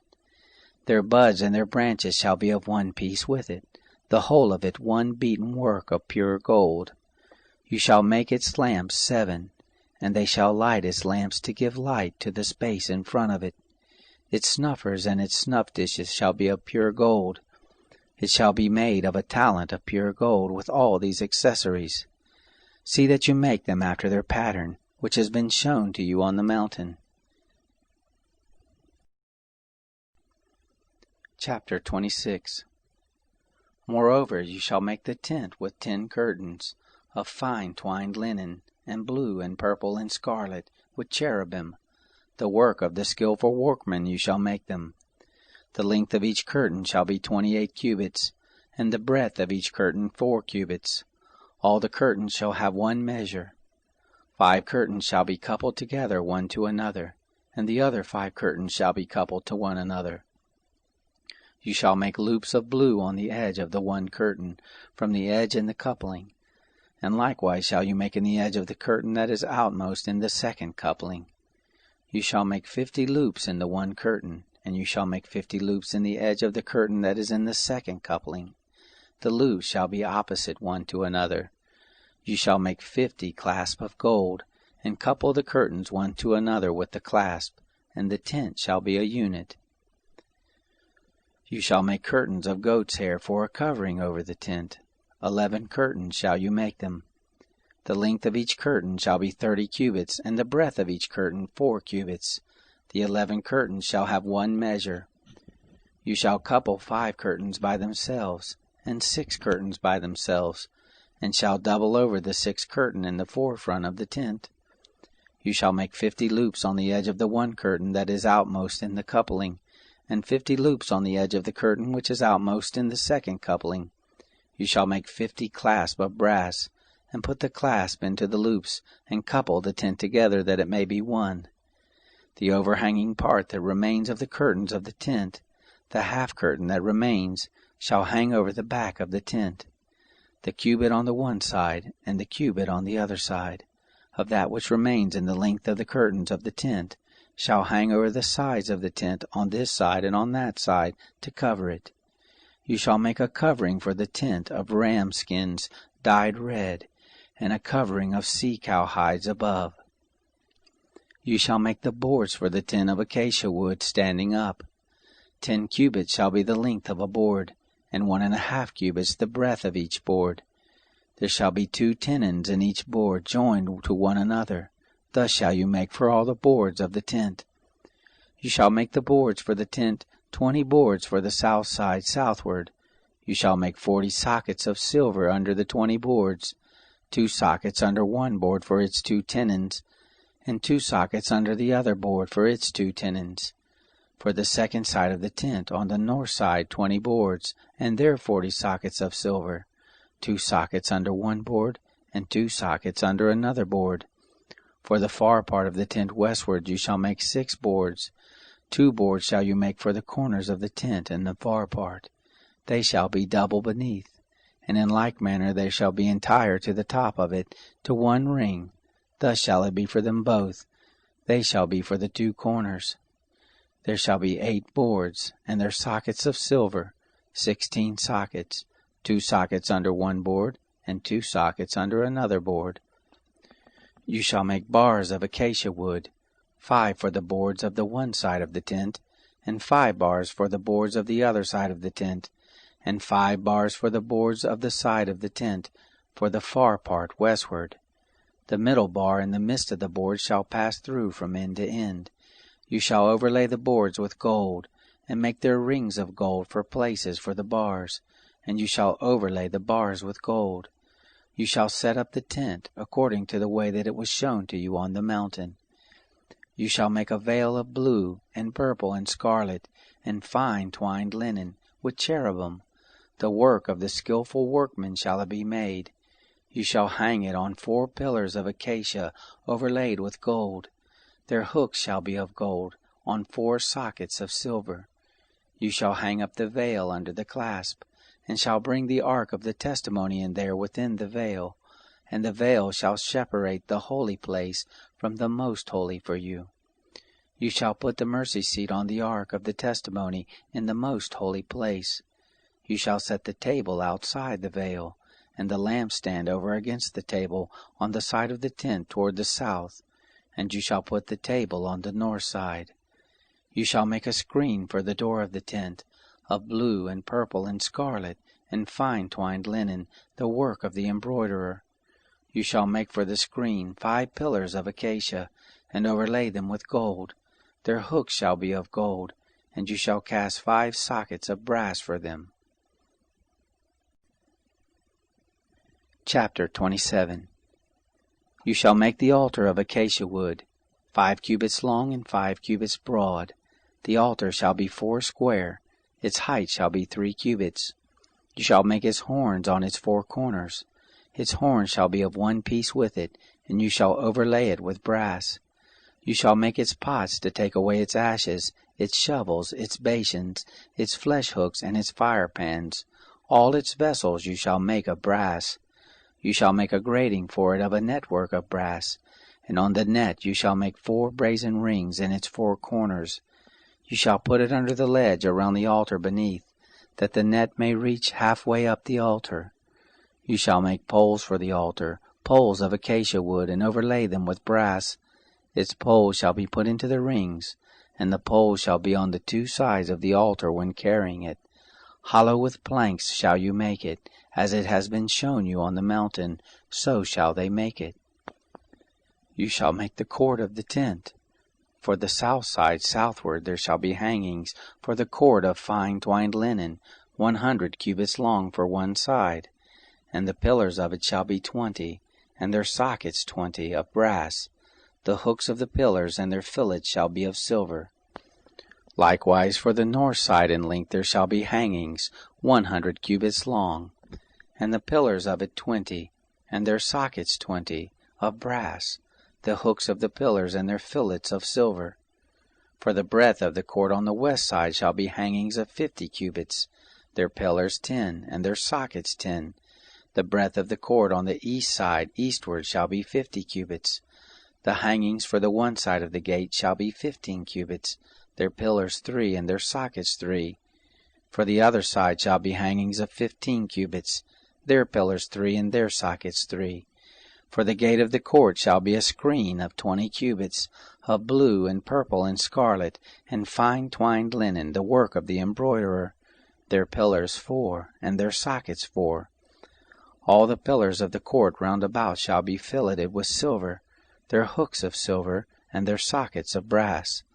The length of the court shall be 100 cubits, and the breadth 50 everywhere, and the height 5 cubits, of fine twined linen, and their sockets of brass. All the instruments of the tent and all its service, and all the pins of it, and all the pins of the court shall be of brass. You shall command the children of Israel that they bring to you pure olive oil beaten for the light, to cause a lamp to burn continually. In the tent of meeting, outside the veil which is before the testimony, Aaron and his sons shall keep it in order from evening to morning before the Lord. It shall be a statute forever throughout their generations on behalf of the children of Israel. Chapter 28. Bring Aaron your brother, and his sons with him, near to you from among the children of Israel, that he may minister to me in the priest's office, even Aaron, Nadab, and Abihu, Eleazar, and Ithamar, Aaron's sons.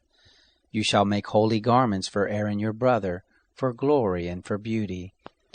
You shall speak to all who are wise-hearted, whom I have filled with the spirit of wisdom, that they may make Aaron's garments to sanctify him, that he may minister to me in the priest's office. These are the garments which they shall make: a breastplate and an ephod and a robe, and a coat of checker work, a turban and a sash.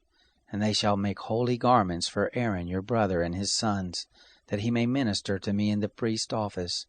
They shall take the gold, and the blue, and the purple, and the scarlet, and the fine linen. They shall make the ephod of gold, of blue and purple, scarlet and fine twined linen, the work of the skillful workman. It shall have 2 shoulder pieces, joined to the 2 ends of it, that it may be joined together. The skillfully woven band which is on it, that is on him, shall be like its work, and of the same piece, of gold, of blue, and purple, and scarlet, and fine twined linen. You shall take 2 onyx stones, and engrave on them the names of the children of Israel, 6 of their names on the one stone, and the names of the 6 that remain on the other stone, in the order of their birth. With the work of an engraver in stone, like the engravings of a signet, shall you engrave the 2 stones. According to the names of the children of Israel you shall make them, to be enclosed in the settings of gold. You shall put the 2 stones on the shoulder pieces of the ephod, to be stone memorial for the children of Israel, and Aaron shall bear their names before the Lord on his 2 shoulders for a memorial. You shall make settings of gold, and 2 chains of pure gold. You shall make them like cords, of braided work, and you shall put the braided chains on the settings. You shall make a breastplate of judgment, the work of the skillful workman. Like the work of the ephod you shall make it of gold, of blue, and purple, and scarlet, and fine twined linen shall you make it. It shall be square and folded double. A span shall be its length, and a span its breadth. You shall set in its settings of stones, 4 rows of stones.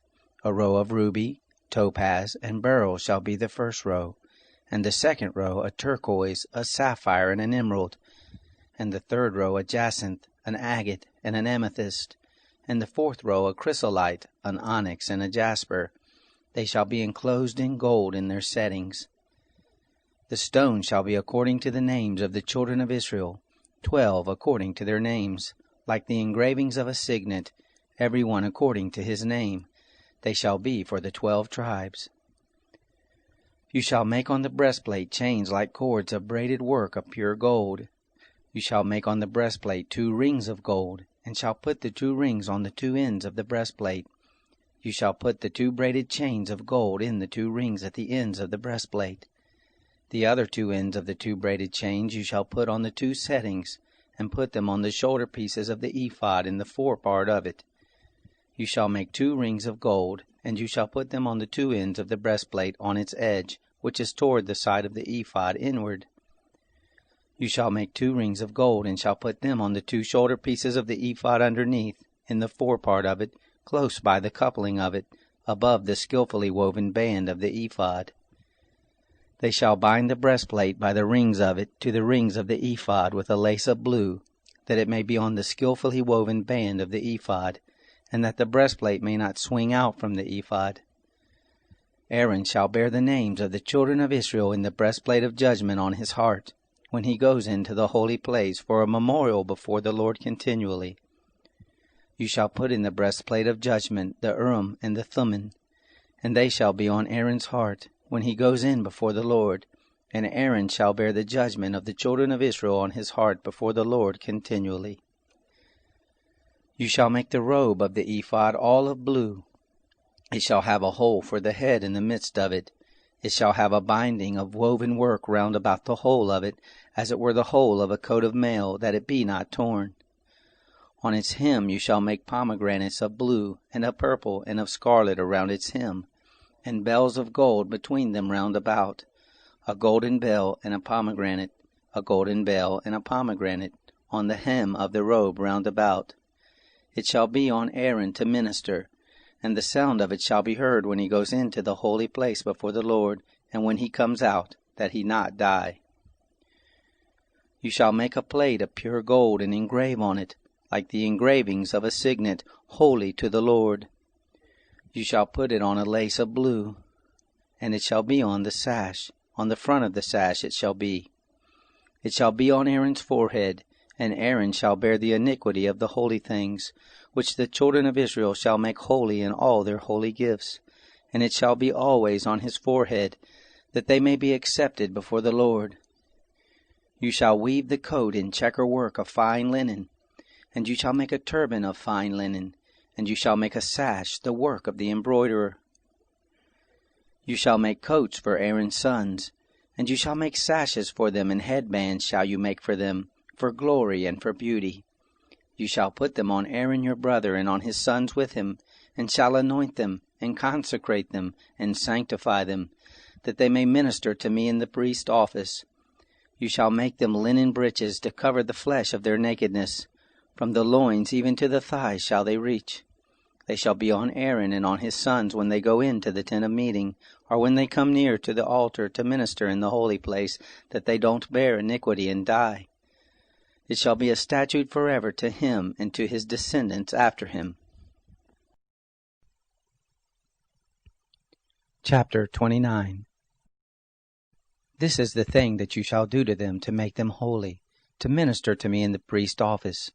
Take 1 young bull and 2 rams without blemish, unleavened bread, unleavened cakes mixed with oil, and unleavened wafers anointed with oil. You shall make them of fine wheat flour. You shall put them into 1 basket, and bring them in the basket with the bull and the 2 rams. You shall bring Aaron and his sons to the door of the tent of meeting, and shall wash them with water. You shall take the garments, and put on Aaron the coat, the robe of the ephod and the breastplate, and dress him with the skillfully woven band of the ephod. And you shall set the turban on his head, and put the holy crown on the turban. Then you shall take the anointing oil, and pour it on his head, and anoint him. You shall bring his sons, and put coats on them. You shall dress them with belts, Aaron and his sons, and bind headbands on them. And they shall have the priesthood by a perpetual statute, and you shall consecrate Aaron and his sons. You shall bring the bull before the tent of meeting, and Aaron and his sons shall lay their hands on the head of the bull. You shall kill the bull before the Lord at the door of the tent of meeting. You shall take of the blood of the bull, and put it on the horns of the altar with your finger, and you shall pour out all the blood at the base of the altar. You shall take all the fat that covers the innards, the cover of the liver, the 2 kidneys, and the fat that is on them, and burn them on the altar. But the flesh of the bull and its skin and its dung you shall burn with fire outside of the camp. It is a sin offering. You shall also take the 1 ram, and Aaron and his sons shall lay their hands on the head of the ram. You shall kill the ram, and you shall take its blood, and sprinkle it around the altar. You shall cut the ram into its pieces, and wash its innards, and its legs, and put them with its pieces, and with its head. You shall burn the whole ram on the altar. It is a burnt offering to the Lord. It is a sweet savor, an offering made by fire to the Lord. You shall take the other ram, and Aaron and his sons shall lay their hands on the head of the ram. Then you shall kill the ram, and take some of its blood, and put it on the tip of the right ear of Aaron, and on the tip of the right ear of his sons, and on the thumb of their right hand, and on the big toe of their right foot, and sprinkle the blood on the altar round about.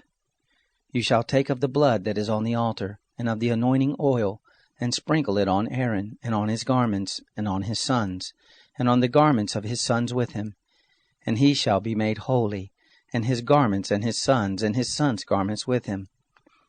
Also you shall take some of the ram's fat, the fat tail, the fat that covers the innards, the cover of the liver, the 2 kidneys, the fat that is on them, and the right thigh, for it is a ram of consecration, and 1 loaf of bread, 1 cake of oiled bread, and 1 wafer out of the basket of unleavened bread that is before the Lord. You shall put all of this in Aaron's hands, and in his sons' hands, and shall wave them for a wave offering before the Lord. You shall take them from their hands, and burn them on the altar on the burnt offering, for a sweet savor before the Lord. It is an offering made by fire to the Lord. You shall take the breast of Aaron's ram of consecration, and wave it for a wave offering before the Lord, and it shall be your portion. You shall sanctify the breast of the wave offering, and the thigh of the heave offering, which is waved, and which is heaved up, of the ram of consecration, even of that which is for Aaron, and of that which is for his sons. And it shall be for Aaron and his sons as their portion forever from the children of Israel, for it is a heave offering, and it shall be a heave offering from the children of Israel of the sacrifices of their peace offerings, even their heave offering to the Lord. The holy garments of Aaron shall be for his sons after him, to be anointed in them, and to be consecrated in them. 7 days shall the son who is priest in his place put them on, when he comes into the tent of meeting to minister in the holy place.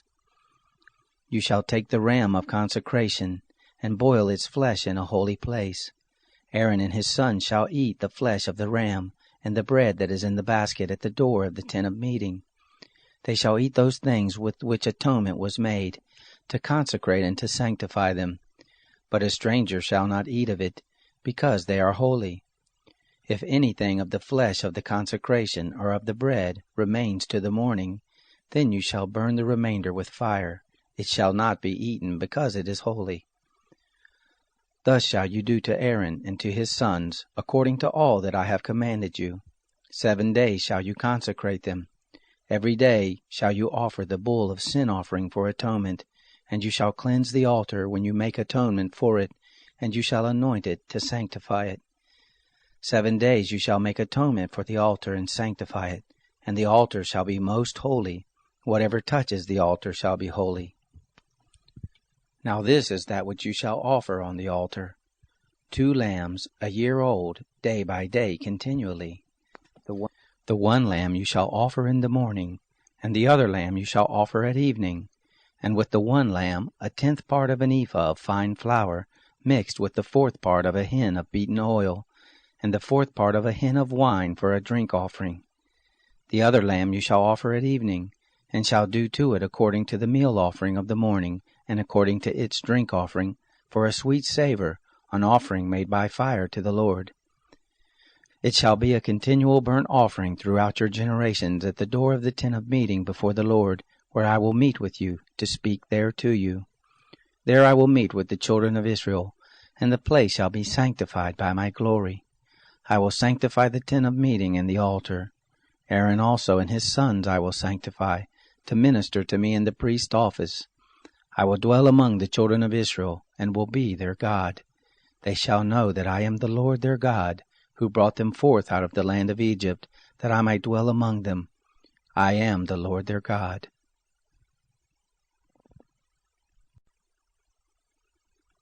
Chapter 30. You shall make an altar to burn incense on. You shall make it of acacia wood. Its length shall be a cubit, and its breadth a cubit. It shall be square, and its height shall be 2 cubits. Its horn shall be of 1 piece with it. You shall overlay it with pure gold, the top of it, the sides of it round it, and its horns.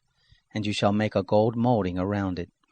You shall make 2 golden rings for it under its molding, on its 2 ribs. On its 2 sides you shall make them, and they shall be for places for poles with which to bear it. You shall make the poles of acacia wood, and overlay them with gold. You shall put it before the veil that is by the ark of the testimony, before the mercy seat that is over the testimony where I will meet with you. Aaron shall burn incense of sweet spices on it every morning. When he tends the lamps, he shall burn it. When Aaron lights the lamps at evening, he shall burn it, a perpetual incense before the Lord throughout your generations. You shall offer no strange incense on it, nor burnt offering, nor meal offering, and you shall pour no drink offering on it. Aaron shall make atonement on its horns once in the year, with the blood of the sin offering of atonement. Once in the year he shall make atonement for it throughout your generations. It is most holy to the Lord. The Lord spoke to Moses, saying, When you take a census of the children of Israel, according to those who are numbered among them, then each man shall give a ransom for his soul to the Lord, when you number him, that there be no plague among them when you number them. They shall give this, every one who passes over to those who are numbered, half a shekel after the shekel of the sanctuary. The shekel is 20 gerahs. Half a shekel for an offering to the Lord. Every one who passes over to those who are numbered, from 20 years old and upward, shall give the offering to the Lord. The rich shall not give more, and the poor shall not give less than the half shekel, when they give the offering of the Lord, to make atonement for your souls. You shall take the atonement money from the children of Israel, and shall appoint it for the service of the tent of meeting, that it may be a memorial for the children of Israel before the Lord, to make atonement for your souls. The Lord spoke to Moses, saying, You shall also make a basin of brass, and the base of it of brass, in which to wash. You shall put it between the tent of meeting and the altar, and you shall put water in it. Aaron and his sons shall wash their hands and their feet in it. When they go into the tent of meeting, they shall wash with water, that they not die, or when they come near to the altar to minister, to burn an offering made by fire to the Lord. So they shall wash their hands and their feet, that they not die. It shall be a statute forever to them, even to him and to his descendants throughout their generations. Moreover, the Lord spoke to Moses, saying, Also take fine spices, of liquid myrrh, 500 shekels, and of fragrant cinnamon half as much, even 250, and of fragrant cane 250, and of cassia 500, after the shekel of the sanctuary, and a hin of olive oil. You shall make it a holy anointing oil, a perfume, compounded after the art of the perfumer. It shall be a holy anointing oil. You shall use it to anoint the tent of meeting, the ark of the testimony, the table and all its articles, the lampstand and its accessories, the altar of incense, the altar of burnt offerings with all its utensils, and the basin with its base. You shall sanctify them, that they may be most holy. Whatever touches them shall be holy. You shall anoint Aaron and his sons, and sanctify them, that they may minister to me in the priest's office. You shall speak to the children of Israel, saying, This shall be a holy anointing oil to me throughout your generations. It shall not be poured on man's flesh, neither shall you make any like it, according to its composition. It is holy. It shall be holy to you. Whoever compounds any like it, or whoever puts any of it on a stranger, he shall be cut off from his people. The Lord said to Moses, Take to yourself sweet spices, gum resin, and onycha, and galbanum, sweet spices with pure frankincense. Of each shall there be an equal weight, and you shall make incense of it, a perfume after the art of the perfumer, seasoned with salt, pure and holy. And you shall beat some of it very small, and put some of it before the testimony in the tent of meeting, where I will meet with you. It shall be to you most holy. The incense which you shall make, according to its composition, you shall not make for yourselves. It shall be to you holy for the Lord. Whoever shall make any like that, to smell of it, he shall be cut off from his people. Chapter 31. The Lord spoke to Moses, saying, Behold, I have called by name Bezalel, the son of Uri, the son of Hur, of the tribe of Judah, and I have filled him with the Spirit of God, in wisdom and in understanding, and in knowledge, and in all manner of workmanship, to devise skillful works, to work in gold, and in silver, and in brass, and in cutting of stones for setting, and in carving of wood, to work in all manner of workmanship. I, behold, I have appointed with him Oholiab, the son of Ahisamach, of the tribe of Dan. And in the heart of all who are wise-hearted I have put wisdom, that they may make all that I have commanded you, the tent of meeting, the ark of the testimony, the mercy seat that is on it, all the furniture of the tent, the table and its vessels, the pure lampstand with all its vessels, the altar of incense, the altar of burnt offering with all its vessels, the basin and its base, the finely worked garments, the holy garments for Aaron the priest, the garments of his sons to minister in the priest office, the anointing oil, and the incense of sweet spices for the holy place, according to all that I have commanded you they shall do. The Lord spoke to Moses, saying, Speak also to the children of Israel, saying, Most assuredly you shall keep my Sabbaths, for it is a sign between me and you throughout your generations, that you may know that I am the Lord who sanctifies you. You shall keep the Sabbath, therefore, for it is holy to you. Every one who profanes it shall surely be put to death, for whoever does any work therein, that soul shall be cut off from among his people. 6 days shall work be done, but on the 7th day is a Sabbath of holy rest, holy to the Lord. Whoever does any work on the Sabbath day shall surely be put to death. Therefore the children of Israel shall keep the Sabbath, to observe the Sabbath throughout their generations for a perpetual covenant. It is a sign between me and the children of Israel forever. For in 6 days the Lord made heaven and earth, and on the 7th day he rested and was refreshed. He gave to Moses, when he finished speaking with him on Mount Sinai, the 2 tablets of the testimony, stone tablets, written with God's finger. Chapter 32. When the people saw that Moses delayed to come down from the mountain, the people gathered themselves together to Aaron and said to him, Come, make us gods which shall go before us. As for this Moses, the man who brought us up out of the land of Egypt, we don't know what has become of him. Aaron said to them, Take off the golden rings which are in the ears of your wives, of your sons, and of your daughters, and bring them to me. All the people took off the golden rings which were in their ears and brought them to Aaron. He received what they handed him, and fashioned it with an engraving tool, and made it a molten calf. And they said, These are your gods, Israel, which brought you up out of the land of Egypt. When Aaron saw this, he built an altar before it, and Aaron made a proclamation and said, Tomorrow shall be a feast to the Lord. They rose up early on the next day, and offered burnt offerings, and brought peace offerings, and the people sat down to eat and to drink, and rose up to play. The Lord spoke to Moses, Go, get down, for your people who you brought up out of the land of Egypt have corrupted themselves. They have turned aside quickly out of the way which I commanded them. They have made themselves a molten calf, and have worshipped it, and have sacrificed to it, and said, These are your gods, Israel, which brought you up out of the land of Egypt. The Lord said to Moses, I have seen these people, and behold, they are a stiff-necked people. Now therefore leave me alone, that my wrath may burn hot against them, and that I may consume them, and I will make of you a great nation.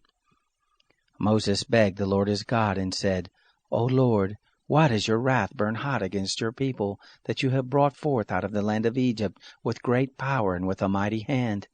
Why should the Egyptians speak, saying, He brought them forth for evil, to kill them in the mountains, and to consume them from the surface of the earth? Turn from your fierce wrath, and repent of this evil against your people.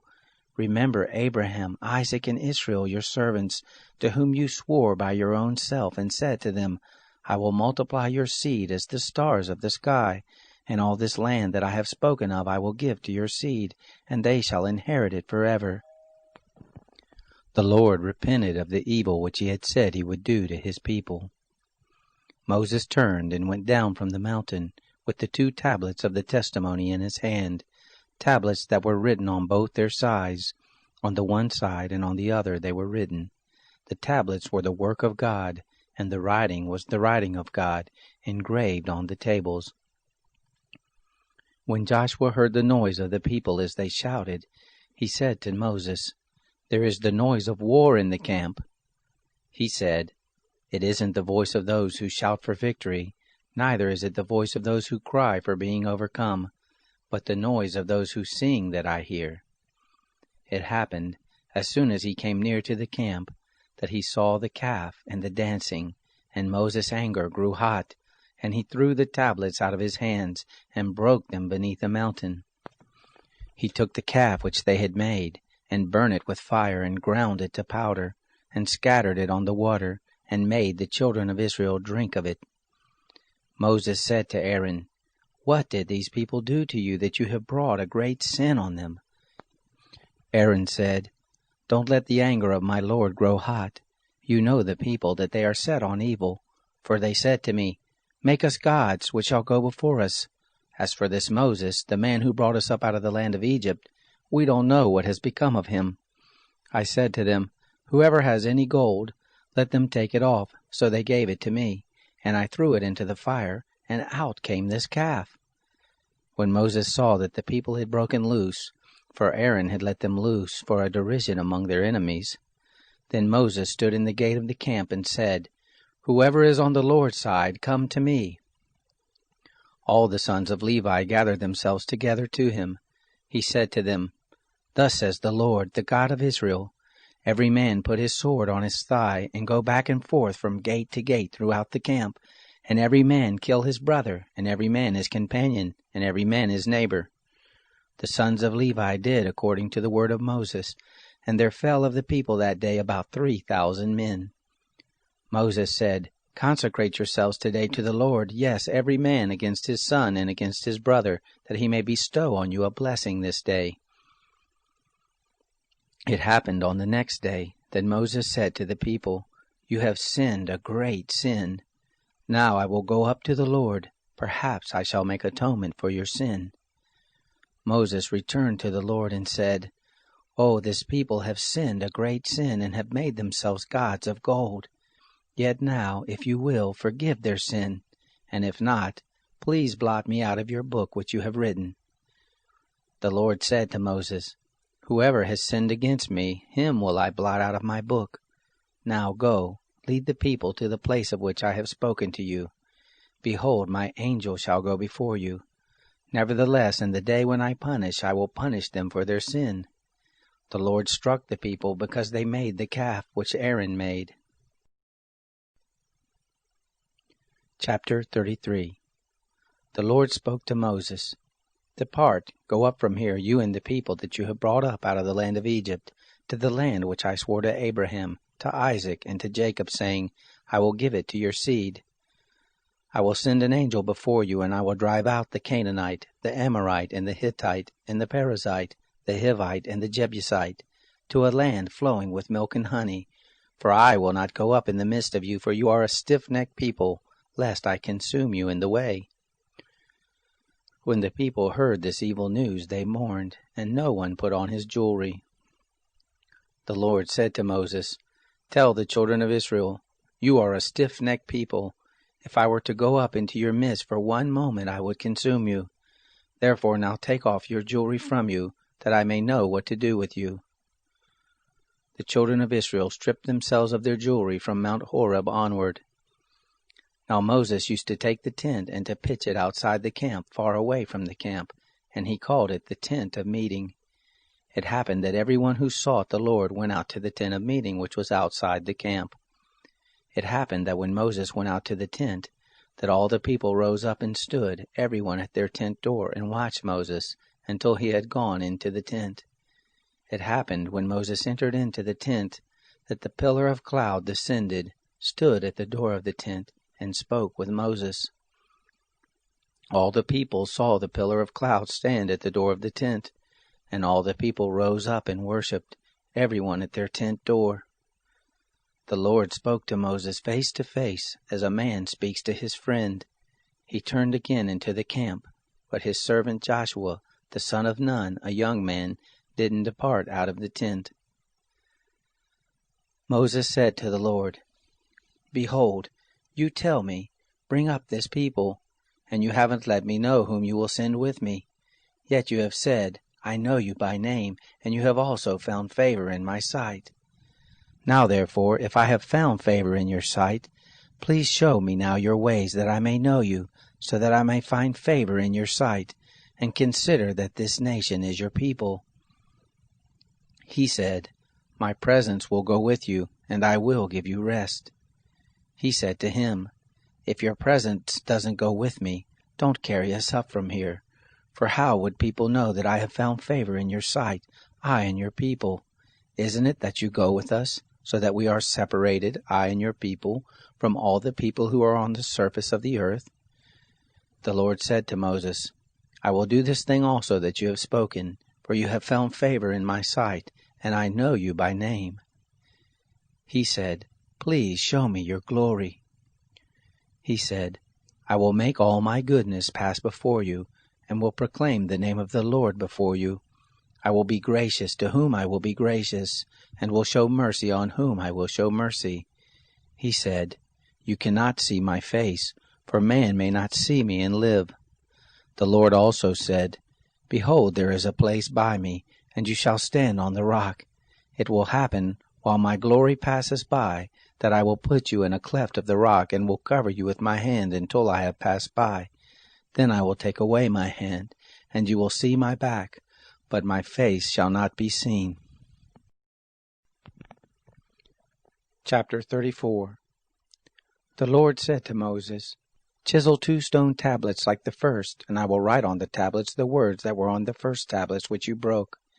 Be ready by the morning, and come up in the morning to Mount Sinai, and present yourself there to me on the top of the mountain. No one shall come up with you, neither let anyone be seen throughout all the mountain, neither let the flocks nor herds feed before that mountain." He chiseled 2 tablets of stone like the first, and Moses rose up early in the morning and went up to Mount Sinai, as the Lord has commanded him, and took in his hand 2 stone tablets. The Lord descended in the cloud, and stood with him there, and proclaimed the name of the Lord.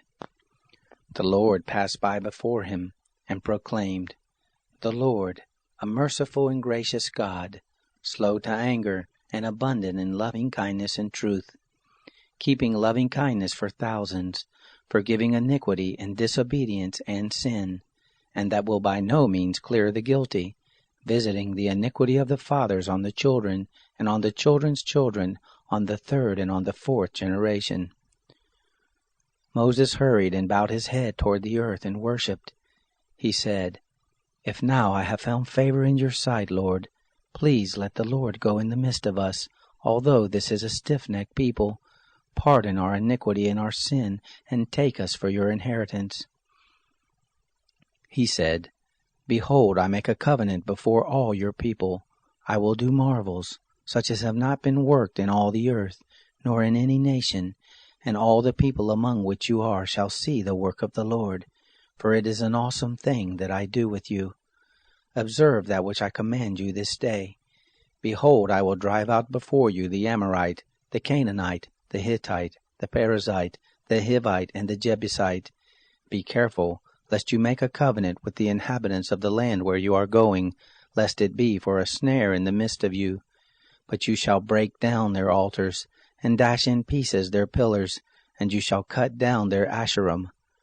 For you shall worship no other God, for the Lord, whose name is jealous, is a jealous God. Don't make a covenant with the inhabitants of the land, lest they play the prostitute after their gods, and sacrifice to their gods, and one call you, and you eat of his sacrifice, and you take of their daughters to your sons, and their daughters play the prostitute after their gods, and make your sons play the prostitute after their gods. You shall make no cast idols for yourselves. You shall keep the feast of unleavened bread. 7 days you shall eat unleavened bread, as I commanded you, at the time appointed in the month Abib. For in the month Abib you came out from Egypt. All that opens the womb is mine, and all your cattle that is male, the firstborn of cow and sheep. The firstborn of a donkey you shall redeem with a lamb, and if you will not redeem it, then you shall break its neck.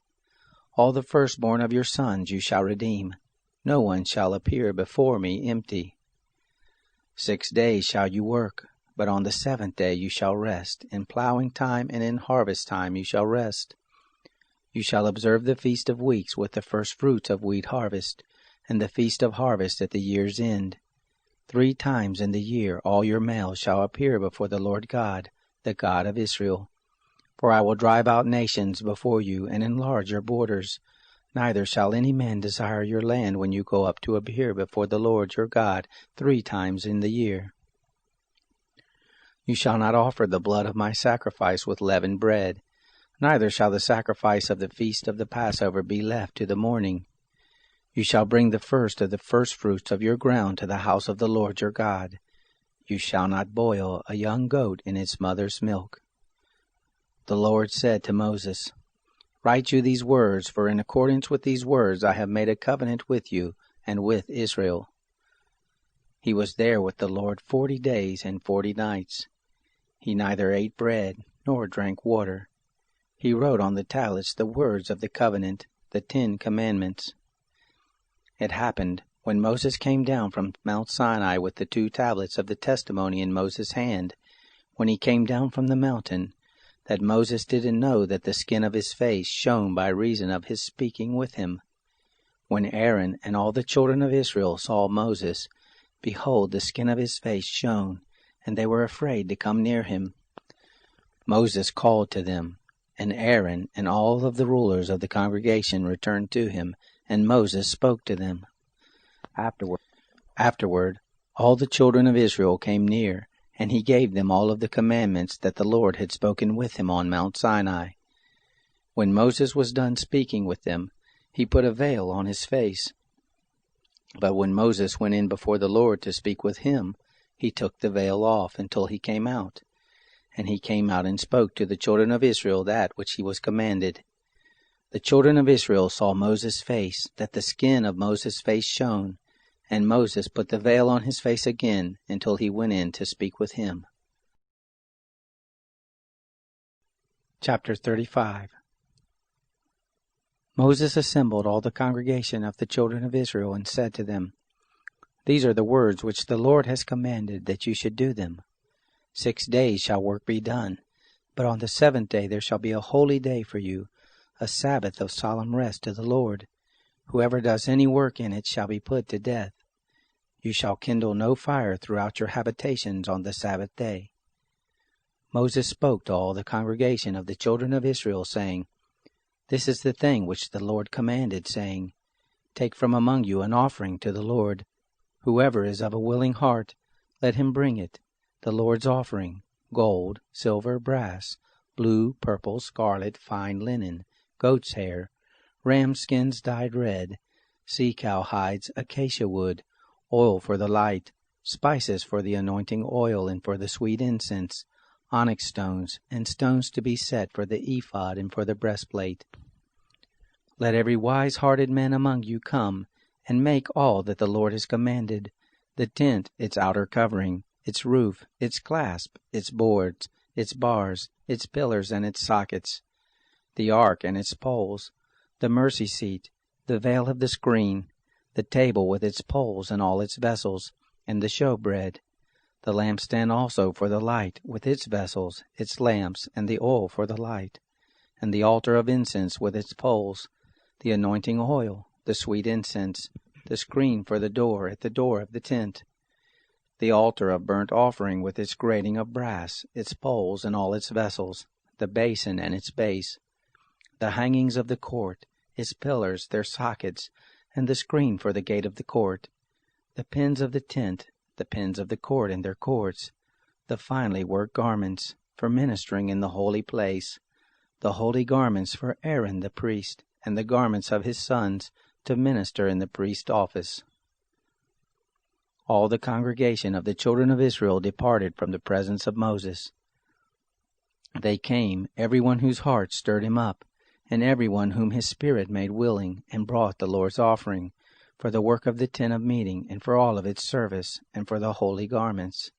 They came, both men and women, as many as were willing-hearted, and brought brooches, earrings, signet rings, armlets, all jewels of gold, even every man who offered an offering of gold to the Lord.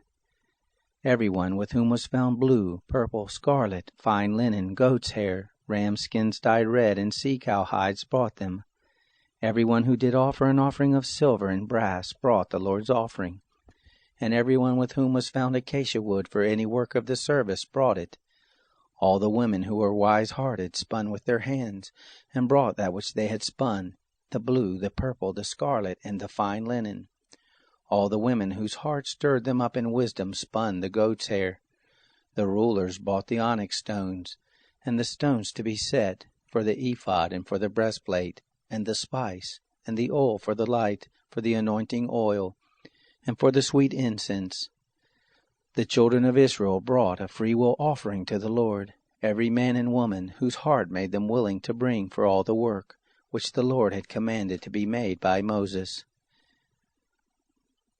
Moses said to the children of Israel, Behold, the Lord has called by name Bezalel the son of Uri, the son of Hur, of the tribe of Judah. He has filled him with the Spirit of God in wisdom, in understanding, in knowledge, and in all manner of workmanship, and to make skillful works, to work in gold, in silver, in brass, in cutting of stones for setting, and in carving of wood, to work in all kinds of skillful workmanship. He has put in his heart that he may teach, both he and Aholiab the son of Ahisamach, of the tribe of Dan. He has filled them with wisdom of heart, to work all manner of workmanship, of the engraver, of the skillful workman, and of the embroiderer, in blue and purple and scarlet and in fine linen, and of the weaver, even of those who do any workmanship, and of those who make skillful works. Chapter 36. Bezalel and Aholiab shall work with every wise-hearted man, in whom the Lord has put wisdom and understanding to know how to work all the work for the service of the sanctuary, according to all that the Lord has commanded. Moses called Bezalel and Aholiab, and every wise-hearted man, in whose heart the Lord had put wisdom, even every one whose heart stirred him up to come to the work to do it. And they received from Moses all the offering which the children of Israel had brought for the work of the service of the sanctuary with which to make it. They brought yet to him freewill offerings every morning. All the wise men who performed all the work of the sanctuary, each came from his work which they did. They spoke to Moses, saying, The people bring much more than enough for the service of the work which the Lord commanded to make. Moses gave commandment, and they caused it to be proclaimed throughout the camp, saying, Let neither man nor woman make anything else for the offering of the sanctuary. So the people were restrained from bringing, for the stuff they had was sufficient for all the work to make it, and too much. All the wise-hearted men among those who did the work made the tent with 10 curtains, of fine twined linen, blue, purple, and scarlet, with cherubim, the work of the skillful workmen they made them. The length of each curtain was 28 cubits, and the breadth of each curtain 4 cubits. All the curtains had one measure. He coupled 5 curtains to one another, and the other 5 curtains he coupled one to another. He made loops of blue on the edges of the one curtain from the edge in the coupling. Likewise he made in the edge of the curtain that was outmost in the second coupling. He made 50 loops in the one curtain, and he made 50 loops in the edge of the curtain that was in the second coupling. The loops were opposite one to another. He made 50 clasps of gold, and coupled the curtains one to another with the clasps, so that the tent was a unit. He made curtains of goat's hair for a covering over the tent. He made them 11 curtains. The length of each curtain was 30 cubits, and 4 cubits the breadth of each curtain. The 11 curtains had one measure. He coupled 5 curtains by themselves, and 6 curtains by themselves. He made 50 loops on the edge of the curtain that was outmost in the coupling, and he made 50 loops on the edge of the curtain which was outmost in the second coupling. He made 50 clasps of brass to couple the tent together, that it might be a unit. He made a covering for the tent of ram skins dyed red, and a covering of sea-cow hides above. He made the boards for the tent of acacia wood standing up. 10 cubits was the length of a board, and 1.5 cubits the breadth of each board. Each board had 2 tenons joined one to another. He made all the board of the tent this way. He made the boards for the tent, 20 boards for the south side southward. He made 40 sockets of silver under the 20 boards, 2 sockets under one board for its 2 tenons, and 2 sockets under another board for its 2 tenons. For the second side of the tent on the north side, he made 20 boards, and their 40 sockets of silver, 2 sockets under one board, and 2 sockets under another board. For the far part of the tent westward he made 6 boards. He made 2 boards for the corners of the tent in the far part. They were double beneath, and in like manner they were all the way to the top of it, to one ring. He did thus to both of them in the 2 corners. There were 8 boards, and their sockets of silver, 16 sockets, under every board 2 sockets. He made bars of acacia wood, 5 for the boards of the one side of the tent, and 5 bars for the boards of the other side of the tent, and 5 bars for the boards of the tent for the hinder part westward. He made the middle bar to pass through in the midst of the boards from the one end to the other. He overlaid the boards with gold, and made their rings of gold for places for the bars, and overlaid the bars with gold. He made the veil of blue, purple, scarlet, and fine twined linen with cherubim. He made it the work of a skillful workman. He made 4 pillars of acacia for it, and overlaid them with gold. Their hooks were of gold. He cast 4 sockets of silver for them. He made a screen for the door of the tent, of blue, purple, scarlet, and fine twined linen, the work of an embroiderer, and the 5 pillars of it with their hooks. He overlaid their capitals and their fillets with gold, and their 5 sockets were of brass. Chapter 37. Bezalel made the ark of acacia wood. Its length was 2.5 cubits, and its breadth 1.5 cubits, and 1.5 cubits its height. He overlaid it with pure gold inside and outside, and made a molding of gold for it round about. He cast 4 rings of gold for it, in its 4 feet, even 2 rings on its one side, and 2 rings on its other side. He made poles of acacia wood, and overlaid them with gold. He put the poles into the rings on the sides of the ark to bear the ark. He made a mercy seat of pure gold. Its length was 2.5 cubits, and 1.5 cubits its breadth. He made 2 cherubim of gold. He made them of beaten work, at the 2 ends of the mercy seat, 1 cherub at the one end, and 1 cherub at the other end. He made the cherubim of one piece with the mercy seat at its 2 ends. The cherubim spread out their wings on high, covering the mercy seat with their wings, with their faces toward one another. The faces of the cherubim were toward the mercy seat. He made the table of acacia wood. Its length was 2 cubits, and its breadth was 1 cubit, and its height was 1.5 cubits. He overlaid it with pure gold, and made a gold molding around it. He made a border of 1 handbreadth around it, and made a gold molding on its border around it. He cast 4 rings of gold for it, and put the rings in the 4 corners that were on its 4 feet. The rings were close by the border, and the places for the poles to carry the table. He made the poles of acacia wood, and overlaid them with gold, to carry the table. He made the vessels which were on the table, its dishes, its spoons, its bowls, and its pitchers, with which to pour out, of pure gold. He made the lampstand of pure gold. He made the lampstand of beaten work. Its base, its shaft, its cups, its buds, and its flowers were of one piece with it. There were 6 branches going out of its sides, 3 branches of the lampstand out of its one side, and 3 branches of the lampstand out of its other side. 3 cups made like almond blossoms in one branch, a bud and a flower, and 3 cups made like almond blossoms in the other branch, a bud and a flower. So for the 6 branches going out of the lampstand. In the lampstand were 4 cups made like almond blossoms, its buds and its flowers, and a bud under 2 branches of one piece with it, and a bud under 2 branches of one piece with it, and a bud under 2 branches of one piece with it, for the 6 branches going out of it. Their buds and their branches were of one piece with it. The whole thing was of one beaten work of pure gold. He made its 7 lamps, and its snuffers, and its snuff dishes of pure gold. He made it of a talent of pure gold, with all its vessels. He made the altar of incense of acacia wood. It was square, its length was 1 cubit, and its breadth 1 cubit. Its height was 2 cubits. Its horns were of one piece with it. He overlaid it with pure gold, its top, its sides around it, and its horns. He made a gold molding around it. He made 2 golden rings for it under its molding crown, on its 2 ribs, on its 2 sides, for places for poles with which to carry it. He made the poles of acacia wood and overlaid them with gold. He made the holy anointing oil and the pure incense of sweet spices after the art of the perfumer.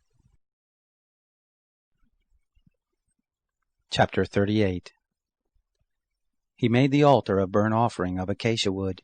It was square. Its length was 5 cubits, its breadth was 5 cubits, and its height was 3 cubits. He made its horns on its 4 corners.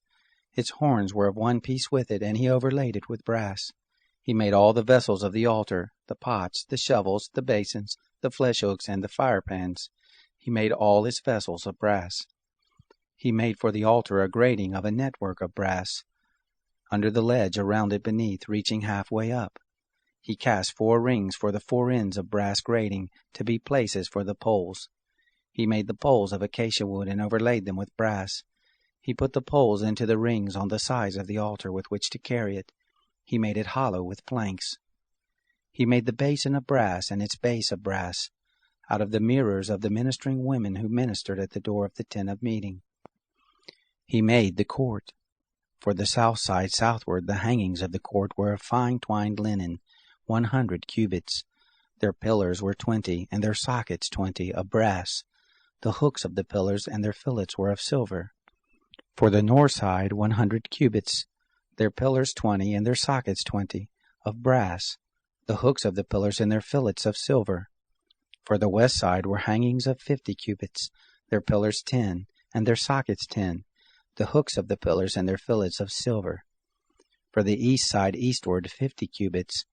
The hangings for the one side were 15 cubits, their pillars 3, and their sockets 3. And so for the other side. On this hand and that hand by the gate of the court were hangings of 15 cubits, their pillars 3, and their sockets 3. All the hangings around the court were of fine twined linen. The sockets for the pillars were of brass. The hooks of the pillars and their fillets were of silver, and the overlaying of their capitals of silver, and all the pillars of the court were filleted with silver. The screen for the gate of the court was the work of the embroiderer, of blue, purple, scarlet, and fine twined linen. 20 cubits was the length, and the height and the breadth was 5 cubits, like to the hangings of the court.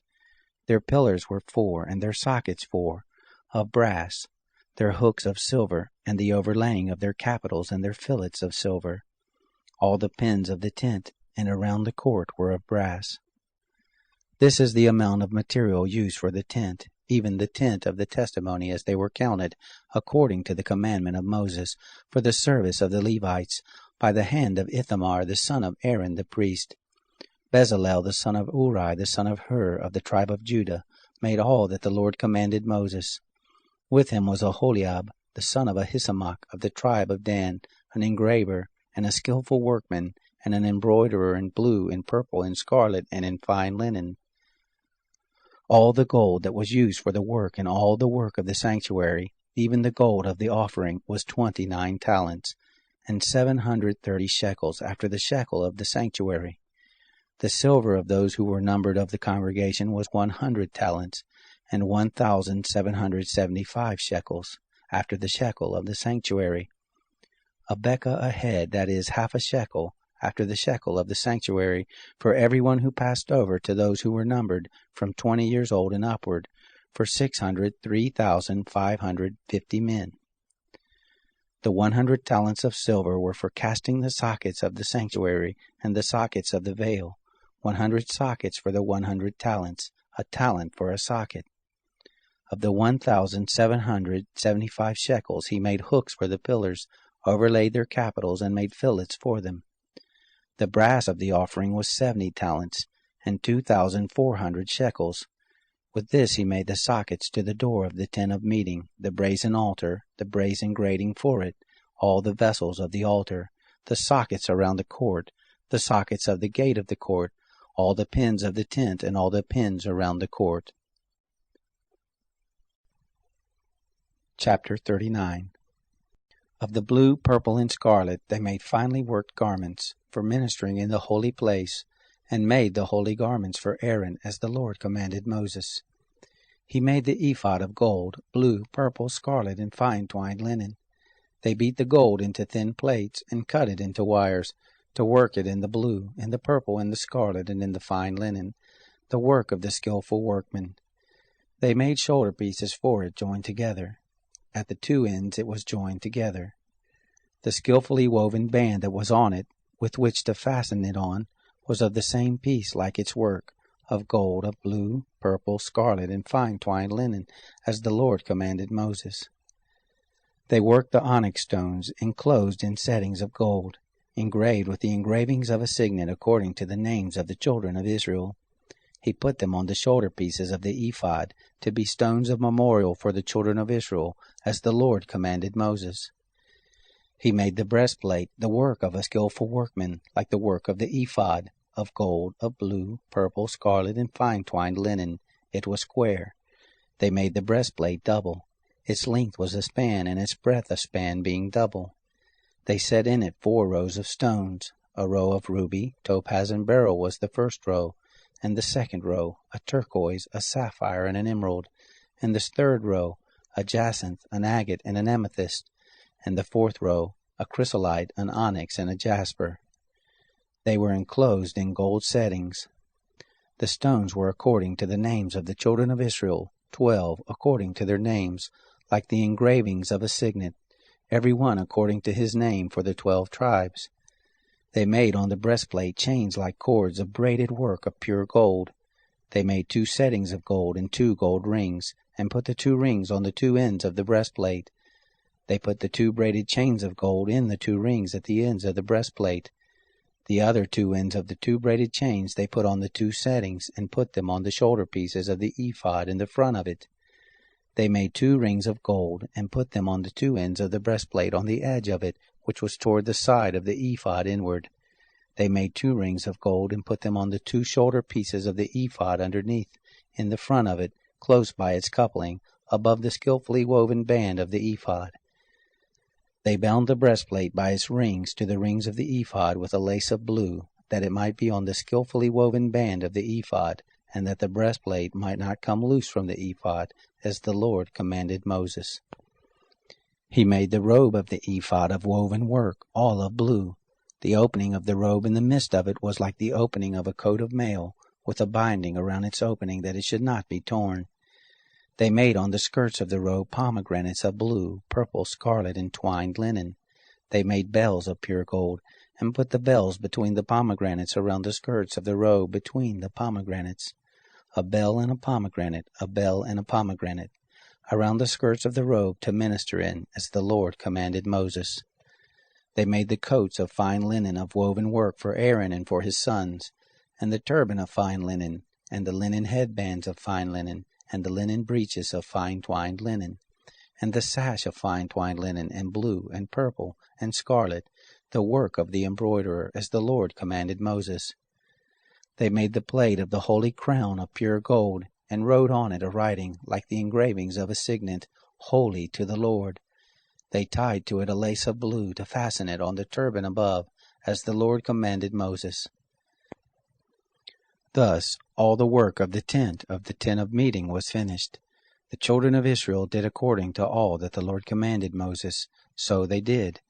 They brought the tent to Moses, the tent with all its furniture, its clasps, its boards, its bars, its pillars, its sockets, the covering of ram skins dyed red, the covering of sea-cow hides, the veil of the screen, the ark of the testimony with its poles, the mercy seat, the table, all its vessels, the showbread, the pure lampstand, its lamps, even the lamps to be set in order, all its vessels, the oil for the light, the golden altar, the anointing oil, the sweet incense, the screen for the door of the tent, the brazen altar, its grating of brass, its poles, all of its vessels, the basin and its base, the hangings of the court, its pillars, its sockets, the screen for the gate of the court, its cords, its pins, all the instruments of the service of the tent for the tent of meeting, the finely worked garments for ministering in the holy place, the holy garments for Aaron the priest, and the garments of his sons to minister in the priest's office,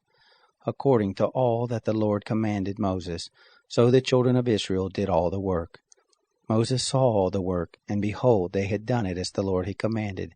Even so had they done it, and Moses blessed them.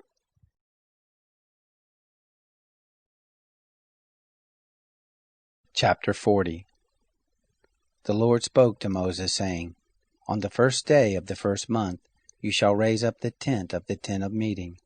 You shall put the ark of the testimony in it, and you shall screen the ark with the veil.